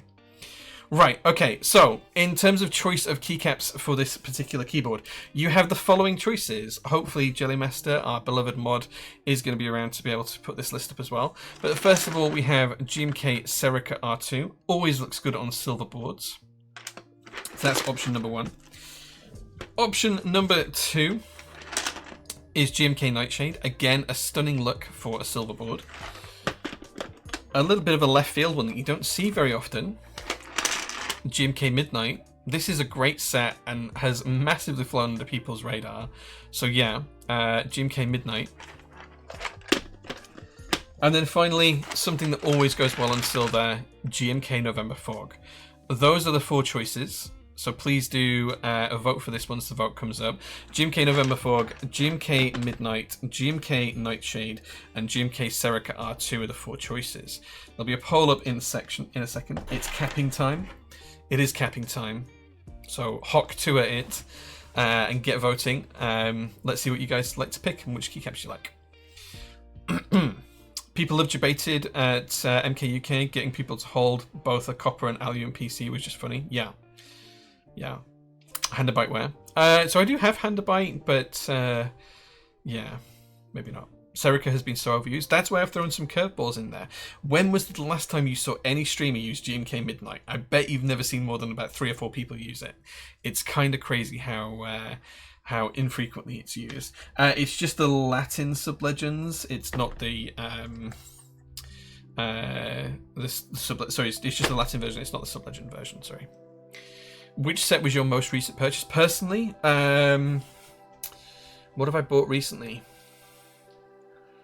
I think it was the SW Very Perry, personally, that I bought most recently. Since then, I've bought a few others. But yeah, that's probably the most recent one. Midnight people, Midnight. Clearly Midnight is the best choice. Hey, it's a great choice. I didn't know Midnight existed.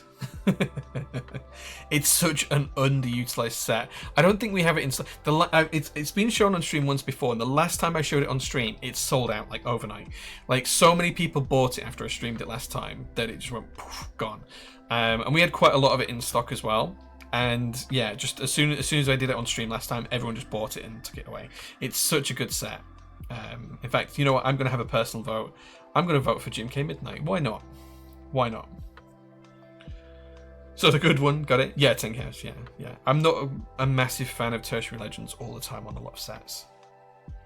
Would have loved a blue set. Sorry, man. Like, I just picked a few sets and went with what I had. So yeah. Yeah, so we'll do this, we'll get the board looking good, we'll do some final thoughts, and then we'll play some marbles, because that'll be fun. Everyone loves marbles for free GMK. Well, everyone loves free GMK. Whether you like the marbles or not, I don't know, but... You plan on winning this board, so please pick Midnight for me, guys. Well, it'll just be the board, I'm not giving away the key set. Like, we're not giving away the board today, but we will give it away during the group buy window. So that'll either be next stream or the stream after, and we will give away this keyboard, this Cycle 8. This, instead of me having a personal unit, I will give this one away. And it will go as it is now. It won't go with a key set, but it'll go as it is now. So yeah. Dump your points, lads and ladettes. I don't think you guys can get GMK Midnight to win, looking at the current numbers. Like, it's not my fault we sold out of it. Like, it was such a good set as well. You can probably find the webpage still. Like, I'm just so surprised that it sold out. I was slightly annoyed at the naming of it. Wait, why can I not even find it on the website? Is it on the back end still? Looks like we don't have it actually even hidden listed on the store.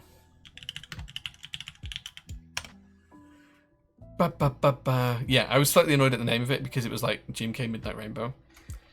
Wait, what?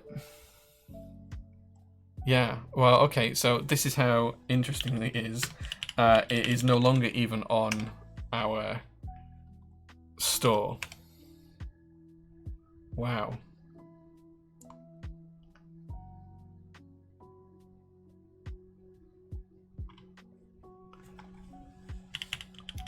I can't even find it anymore.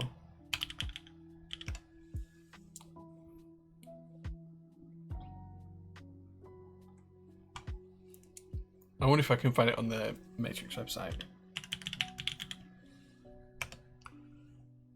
Nope, it finds GMK Midnight Rainbow.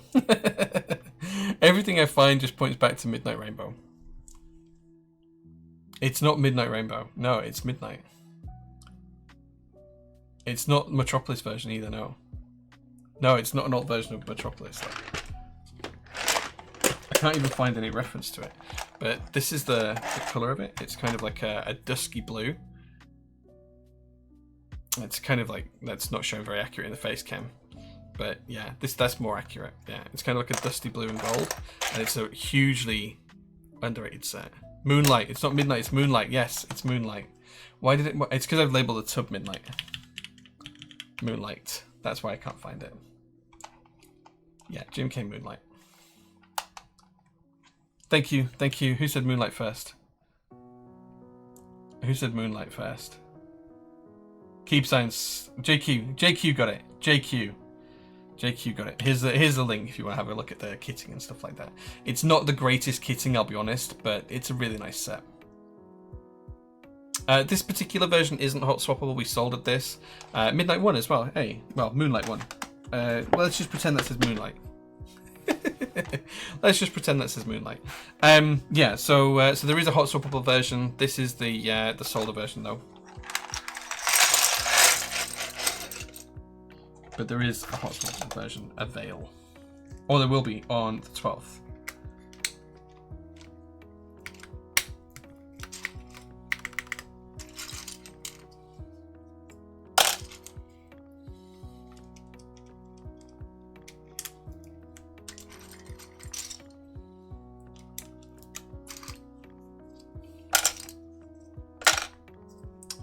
Okay, this is a bit that's going to take a little bit of time.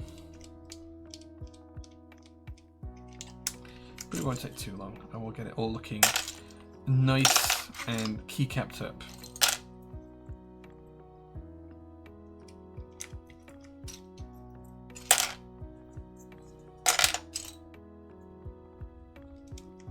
Incredible. Incredible. Thank you so much for the follow. I appreciate that.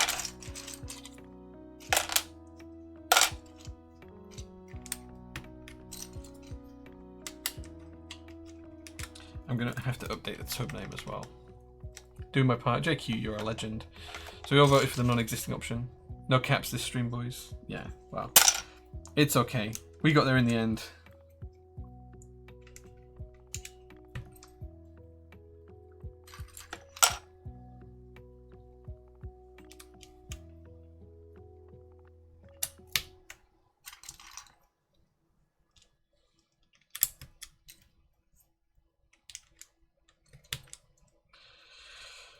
Okay.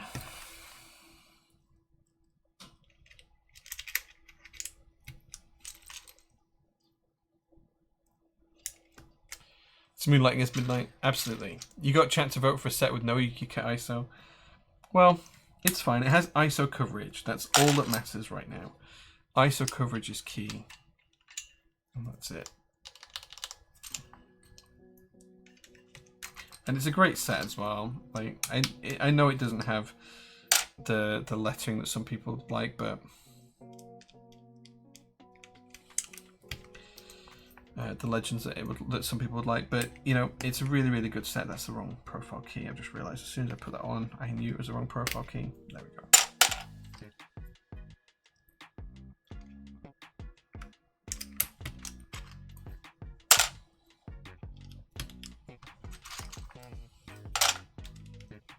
This is a funky tune. I don't know what this is, but it's very funky.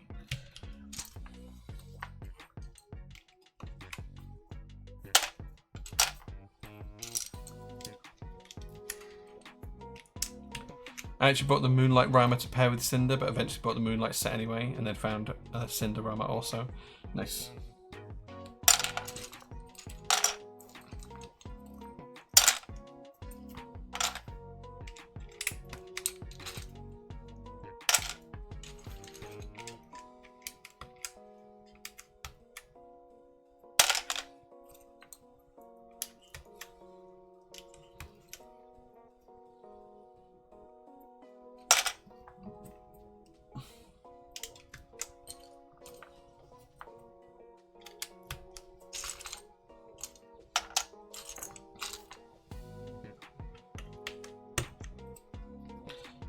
Thing is, this looks so good on a silver board as well. It's looking really good.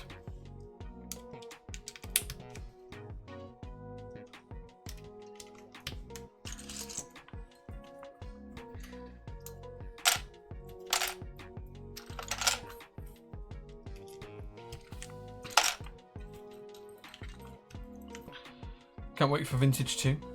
Thanks for reading my story out loud, Jay. I'm a celeb now. No worries, man. No worries.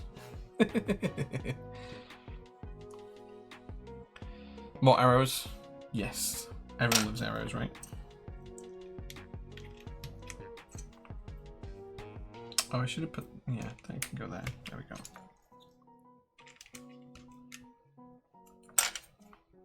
I know this is a very, very limited layout keycap set, but it does feel like I don't have enough keys here.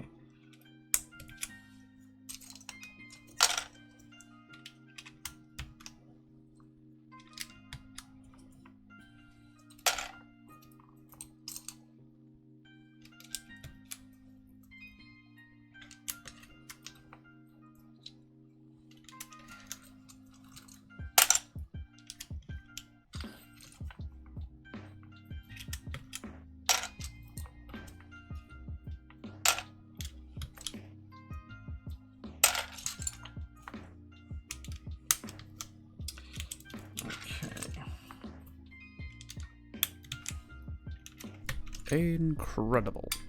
Incredible. Thank you so much for the follow. I thoroughly appreciate that.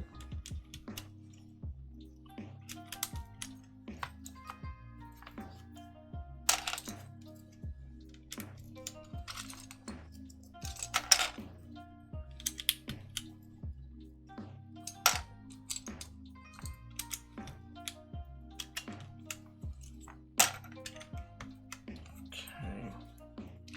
Looking good. Slowly getting there with the layout. It's looking better and better.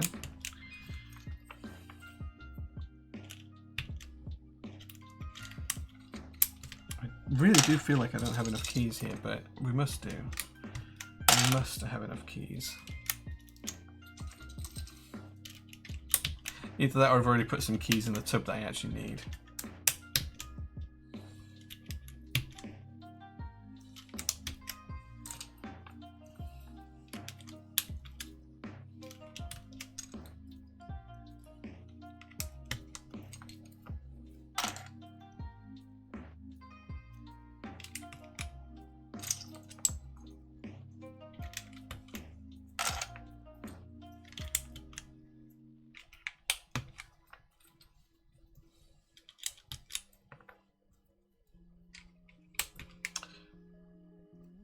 Well, there we go. That is the board done. This would look so good on some see-through smoke injection molded boards. It would, absolutely, yeah. Just waiting to see if my predictions are somewhat accurate. Leave my keycaps in trays. I'm too stupid to remember keycap positions. You get used to it after a while. Put my order in for the donut keycap set. Can't wait. Should have bought the compact touch donut edition. Yeah, sorry we don't have any more of those. Does it have a wing keyless version? This board has a wing keyless version as well, I think, yes. How the Cycle 7 ISO hotspot PCB test going? So we sent out some of the PCBs to a couple of people. They haven't come back to me yet. So I don't know. I don't know. Like, I've sent them the PCBs. They have not given me any feedback. So I don't know. I'll chase them up this week and we'll find out. This is a hot keycap set. It looks so good, right? So good. Did any of you get the Sarlacc pit vibes like I did for that LED accent? No, I don't know. It's just cool. It's just really cool. This stepped milled approach. Big fan of it. Big fan. But here we go. This is the TKD Cycle 8 keyboard with Jim K Moonlight. I get the name right. Looking really good. Moonlight on the Lunar edition. Looks so good. This 3-stepped profile here. So nice. This chamfer here. Super tasty. The rear view. Lovely curve on the rear here. Just so nice. Just feels great. And look at this weight on the bottom. I haven't taken the plastic cover off, but the brushed and the polished section in the middle looks absolutely stunning altogether. The international group weight is not going to have the titanium weights, but these brass ones just look so good as well. I'm not going to peel this off because we are going to give this keyboard away. So next week on stream, whilst the group buy is live, we will give this keyboard away live on stream. It won't come with keycaps, but we'll ship it anywhere in the world to whoever wins it. And you'll just need to pay import duties if there are any due. We'll pay for shipping, we'll pay for the keyboard. Look at that. So beautiful. Shall we see how it sounds? And then we can play some marbles for the end of the stream. Let's pause the music for a second. And let's see how this sounds.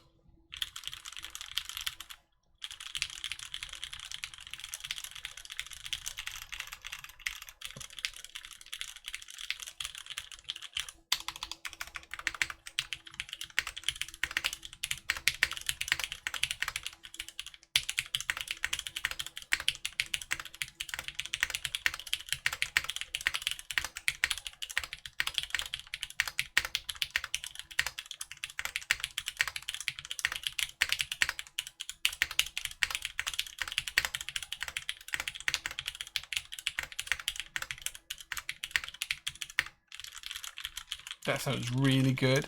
It's really clacky. It's really nice. I think if you use the foams, it would definitely be more thocky. Remember, we have used this without the PE sheet. We've used it without the case foam. We've only used it with the switch and PCB foam. So that's going to give it a clackier sound profile. Adding the more foams is going to give you more of a thock. So, yeah. Sounds fuller with beans, but O-rings with paired with PC is super good. It sounds so good.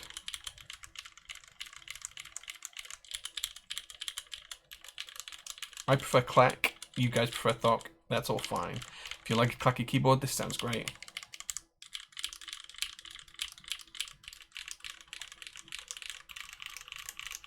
These are vintage Cherry MX switches, MX Blacks, vintage MX Blacks. So there we go. Unfortunately, I don't have time to change it over, but no, we don't have any noise cancelling on this stream, True Blaze. I never use any noise cancelling whatsoever. What you hear is every noise that the microphone picks up.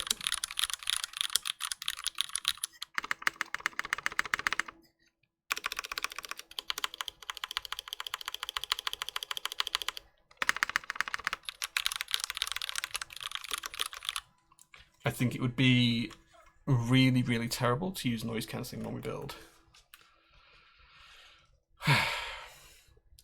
Yeah. So we don't use any noise cancelling. The buzzwords have come out. What buzzwords have we been using? Thock and clack. I mean, they're good descriptive words. How do you win it? We'll give it away on stream next week. So just watch the stream next week, and when we talk about the live group buy, we'll talk about how we're going to give this away. Yeah. Spacebar sounds great. Spacebar sounds really, really good. At least it's not creamy. Creamy is just not a good word. Thock and clack are good words. They're very onomatopoeia. They're, I can't say it, onomatopoeia sounding words. So they pick it up like that. So yeah. Yeah, I showed the LED earlier on. The LED looks really good connected. There you go. Let me try and put it in shadow so you guys can see. There you go. So it just cycles through the colors. There's different modes for it, but that's the mode that it's on by default. So there you go. Without the streamlights on, it's actually quite bright. If I lift it up above the streamlights, you can see there when it's not under the actual lights themselves, it's actually quite bright. Overloop switches to make your board sound creamy. Yeah, that creamy sound is usually overloop switches. Or switches that are just looped badly. So yeah. I fucking love the sound of this keyboard. It sounds really good. Get a keyboard that sounds moist. Yeah. Doesn't show through the nav cluster like on the Cycle 7. So on the inside of the top case here, we showed before I did the build, but there's a nice big piece of foam that sits right under here and pushes up against the PCB, and you actually compress it as you put the case together so that the light only comes through here. So it does block it out, but yeah. It does block it out.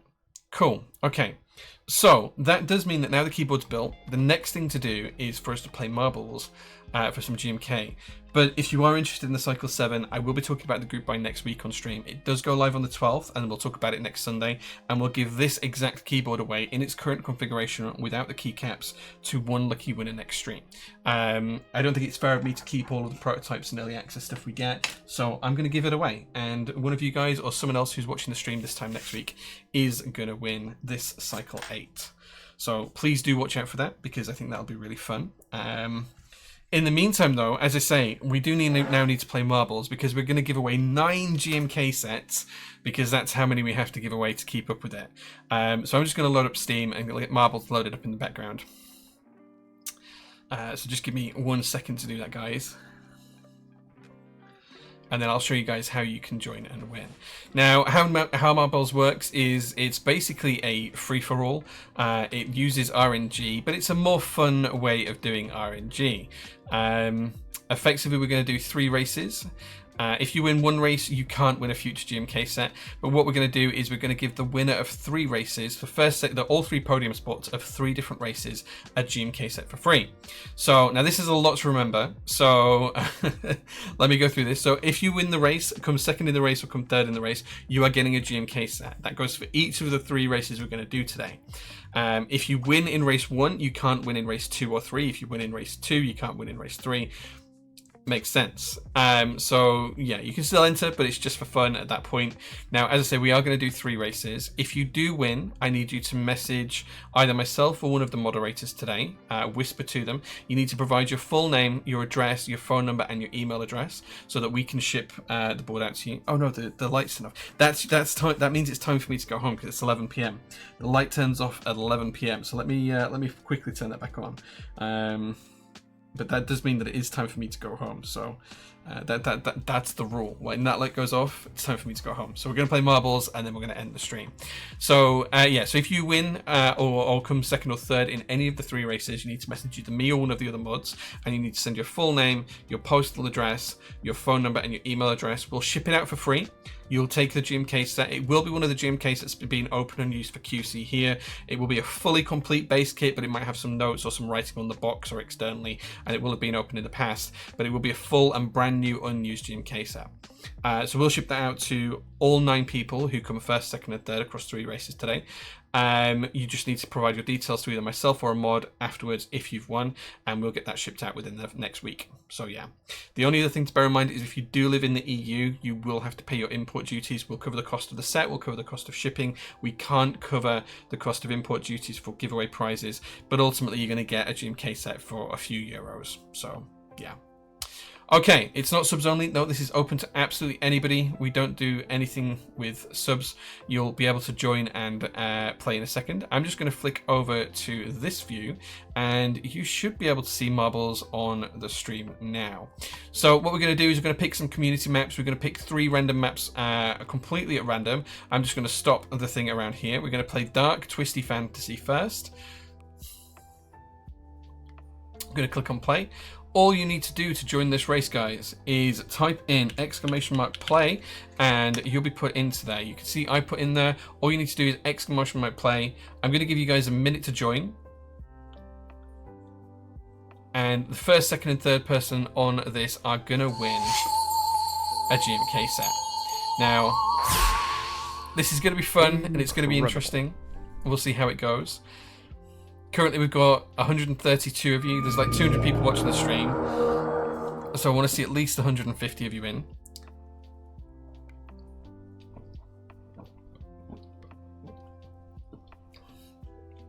All you need to do is just type !play, copy what everyone else is doing. You've got 142 people in there. Okay, I'm going to hit start. You've got 10 seconds left to join now, guys. You better hurry up. I love Sundays when Jay plays with balls. Lovely. There's a lot of people in this race, and this is completely RNG. You can't control your ball. We'll just see how it goes. So let's go. Let's see who's going to win the race today. So we're all piling through this first obstacle. People are rushing fast. We've got a lot of things going on. Let's see who's in first place. So it looks like Nike and Robalski are coming through first with Oxy. Jelly Master's just a second behind. They're dropping through the first bit and now coming up to obstacle number 2, flying through the air. Robalski's going really quick, possibly going to overtake here and gets a big overtake done.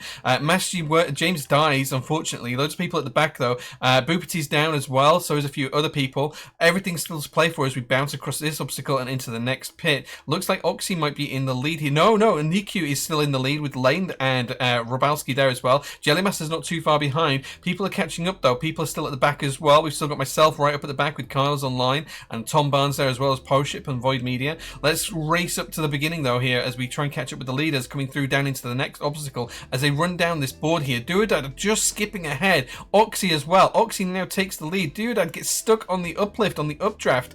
Now going into the crown. Oxy has quite a big lead here.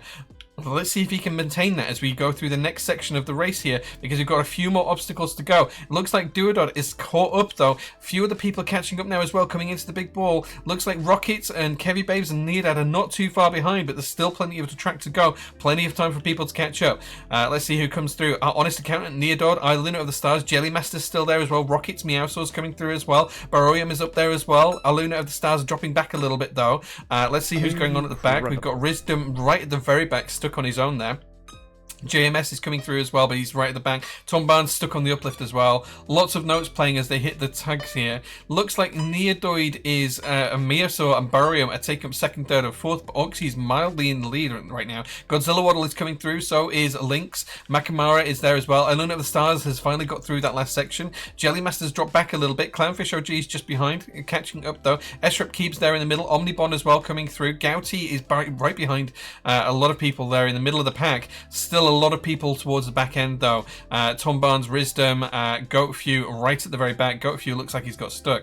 Let's see who's won the race. We missed the end though. We missed the checkered flag. I really apologize, guys. Duodod takes the win. Oxy takes second and Godzilla Waddle takes third. Those are our three winners. The rest of the top 10 is rounded out by Shy Codpiece, Iluna of the Stars, Lynx, Nikyu, Turkey Thrower, Citron Caramel, and Hammer Brother. So Duodad, Oxy, and Godzilla Waddle, reach out to one of the moderators. Please provide your details for your 3 GMK sets that are going to ship one each to each of you.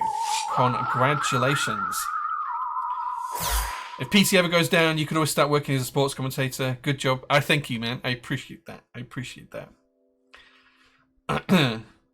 Demons on Twitch, probably easier. Or Discord if your username's the same, that's fine. Jellymaster, I hope, is keeping tabs on the final results here. But Duodod, Oxy, and Godzilla Waddle, thank you so much, guys. You are the first 3 winners of GMK sets, so congratulations. That's very, very cool. Okay, let's go back to the race menu, and we're going to pick another track to go on for race 2. I'm going to pick another community map, and we're going to stop it right here. We're going to go Queenly of the Beauty.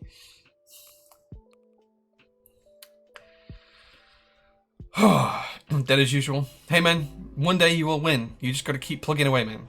Exclamation mark play will put you into the second race. Remember, first, second, and third will win a GMK set. Put yourselves in the race, guys. As soon as it hits 140 people in there, I'm going to hit the start button, and then you'll have 10 seconds to join.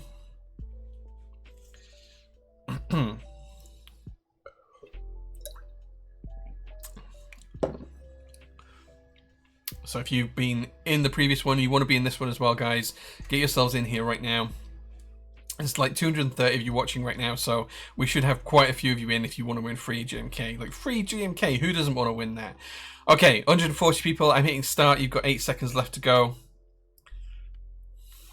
Let's see who is going to win. Race 2, who our top 3 are going to be. This looks like a bit of a pinball machine here as we race down to the start. Lots of people are there. It's going quickly, though. Can't really tell who's in the lead here. It's a very difficult one to see. It looks like Red Hound and Hammer Brother might have an outside early lead, but still a lot to play for. Let's see who's going to drop down first and come down through the pipes. Looks like Citron Caramel is in the lead. Hammer Brother's in second, just behind him, not too far behind. VF It's Benj, Esrep Keeps all behind as well, not too far behind there as well. It's all looking good. Few people back up at the top. Pokemon Kid, Conan, and Miru right at the very back. Everyone else is coming through obstacle 1 and 2 now. As we go into the mouth of the shark, Lawstick Arc is taking the lead. I'm not sure where that's going to lead them to. I think it's going to drop through that ring and it's going to take them to somewhere new. But they are in the lead right now with Hammer Brother in second. Probably coming around the outside of these bumps though. Might take the lead here. As we go into the portal section in a second. Lawstick is in the... Oh, Hammer Brother is there as well. Captain Reed isn't too far behind. Bruvs GG is there as well. Batowski, loads of people catching up now as we come around. I'm right there as well, and just outside the top 10 here. As we come through, we're going to hit that portal. I don't know where we're going to go to after that. Probably up here. Let's go up to here and see who's going to come through the portal first. You watch, I'm going to be in the wrong spot now. Let's see. I think it's going to be Lowstick first. Yes. Hammer Brother Captain Reed is coming through. Bruvs GG. Morby's there as well. Bartowski's there too. Coming through the pins, but everyone's getting slowed right down. I'm there as well, just outside the top 10. Just coming into the top 10 now. Let's see how this goes. There's loads of obstacles left. We're going to come through. Ergo KB takes the lead and is all the way through. He's the only person to make it all the way through that obstacle. Bruvs GG is coming through now as well. Let's see who's going to make it out of here first, though. This is the second obstacle to get through. Ergo KB and Bruvs BB all coming through, but oh, it hits a bomb. It flies right back. Zizora coming through as well. Magnificent Kaz. Captain Reed takes a storming lead. Bruvs is just behind him with Zizora. Bartowski's there. Magnificent Martin as well coming through. Still lots to go as we come through this little marble maze here. A long way to go through the marble maze. There's some big balls, there's some small balls. I don't know what that means or why there's different sizes, but there is. Hammer Brothers coming round the outside and is going to skip a lot of the map. Might take the lead back here. He's definitely going to take the lead back. He's going right round the outside and takes the lead. He's going to be the first into the Wheel of Doom as we go through there, and there's still a long way to the finish. Still anybody's race here. Bros GG is there as well. Hammer Brother is all the way around, spinning around, not come out yet. Bartowski's in as well. Magnificent is in there. True Blaze is there. Captain Reed as well. Bros GG might make it out first here. True Blaze is coming down as well. Hammer Brothers there too. Zizora. Magnificent Martin makes it out first, but he's got to get all the way around to the finish. Is he going to make it? Is he going to make it? Magnificent Martin takes the win. Bartowski takes second, and True Blaze is third. Congratulations, guys. You are our 3 winners for this race. Bruvs, Zizora, Captain Reed. Rounding out the top 6. Let's see who rounds out the top 10. We've got Bulbs coming through here. Might be I'm Adam, could be anyone though. Oh, JQ might take 8th place. He does. Rower Shark takes 9th, and Fuyoyoya takes 10th. Congratulations, guys. Well done. Let's see who's up at the back. Looks like Nimble Machine and Matt Black are stuck right up at the back with Cars Online and Charles going around there. Shy Cod Piece there as well. Wygaz and loads of other people stuck in the Wheel of Doom. There we go. Congratulations, guys. Congratulations. P7 for 07 Bulbs. There we go. Captain Reed in 6th, or in 5th, and Bruvs in 4th. True Blaze, Bartowski, Magnificent Martin. Please do reach out to one of the moderators, provide your details, and we'll get you a prize in the next week or so. Congratulations. Congratulations. Right, let's go to the race menu and do a race number 3. This is for the last 3 GMK sets that we're going to give away today. Okay, we're going to try Chill Laser Sights. I'm going to hit play.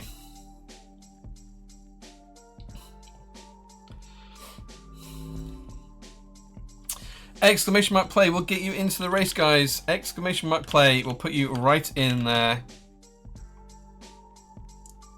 As soon as we've got 130 people in, I'm going to hit the start button. So if you want to be in it to win it, you've got to be quick. You've got to be quick, guys. This is a dark map. This is going to be difficult to see what's going on. Okay, I'm going to hit start. We've got 130 people there. Hitting start now. You've got 10 seconds to join. If you want to be in it, guys, you've got to be in it to win it. Remember, if you've won one of the first 2 races, or you come in the top 3 in the first 2 races, you cannot win this race. Only 1 prize per person. But here we go as we come down to the dancing lasers. I'm in the lead. I have the lead.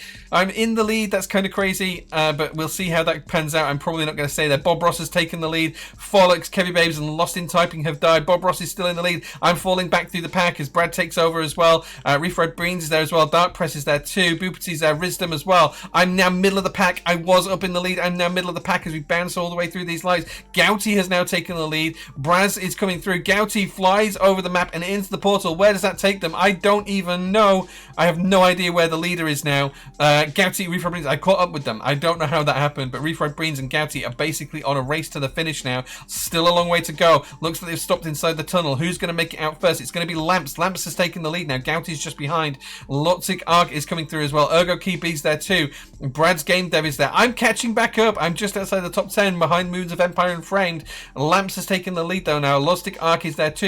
Ergo KB is coming through and Gouty's catching up right at the back. We've still got a lot of people. Jelly Masters midfield. Onlun is right at the back though with Captain Mal as well. Let's catch up at the front because I don't want to lose out on the winner here. We've got Lamps coming through. Are they going to make it to the end and be first? I don't know, but let's watch right at the finish line and see how this pans out because it's going to be interesting. Ortiz Arc. Did they win before? I can't remember. I didn't keep track of the names. I hope the mods did. But it looks like Lawstick Arc is going to take the win here with Laned and Charles Serve. There we go. That's the top three. Lawstick, Ark, Lane, and Charles serve. Hammer Brother comes in fourth. Boopity in fifth. Gouty in sixth. Lamps in sixth. McNamara in eighth. Moons of Empire in ninth. And Morby in 10th. Congratulations, guys. Congratulations. Did Lawstick win previously? I can't remember who was in the top three on the previous races. I can go back through the stream and get them. But congratulations, guys. There we go. Blue equals subs. Yeah, blue people are subs. White people are not subs. Green people are mods. And I'm red. I don't know why, but I am. That's the way it goes. So yeah, don't forget, guys, if you are part of the team, if you are part of the SPC and you are a sub, you can join the secret SPC channel on our Discord server, which gets access to special offers and discounts that other people never get to see, as well as some interesting conversation and a great little community as well. So yeah, congrats to the winners. Congrats. My 1 second of fame was worth it. Congrats. Well done, winners. Okay, so Lawstick Ark did come in first. Lane 20, Charles Serve, and Hammer Brother, Boopity, Gouty, Lamps. So there we go. Congratulations, guys. Congratulations. Okay, winners of those 3 races, all 9 people, please reach out to a moderator, provide your details, and we will get your free GMK sets shipped over in the next few days. Remember, these will be open GMK sets. There'll be ones we've used for repairs and QC, but they will be fully complete. They will be unused. The boxes just might have text written on them that we've used for internal notes, and they'll be opened. So bear that in mind, but they will be brand new. So yeah, congratulations, guys. Happy birthday, GoKB. I didn't know it was your birthday, but congratulations and happy birthday. Yeah, so thank you very much for that. I appreciate all of you watching. It is time for me to go home now, but please do reach out, winners. Make sure that we've got your details. Reach out to one of the moderators. Just send them a message, and they'll be able to make sure we get your prizes out to you in the next couple of days. So thank you so much for that. If you guys have got any questions, please reach out and let me know. Anarchy, do reach out for your t-shirt, because you do win the t-shirt. So congratulations. We'll pick your color you don't already have. Drop me a message, Anarchy, because you asked the best question today.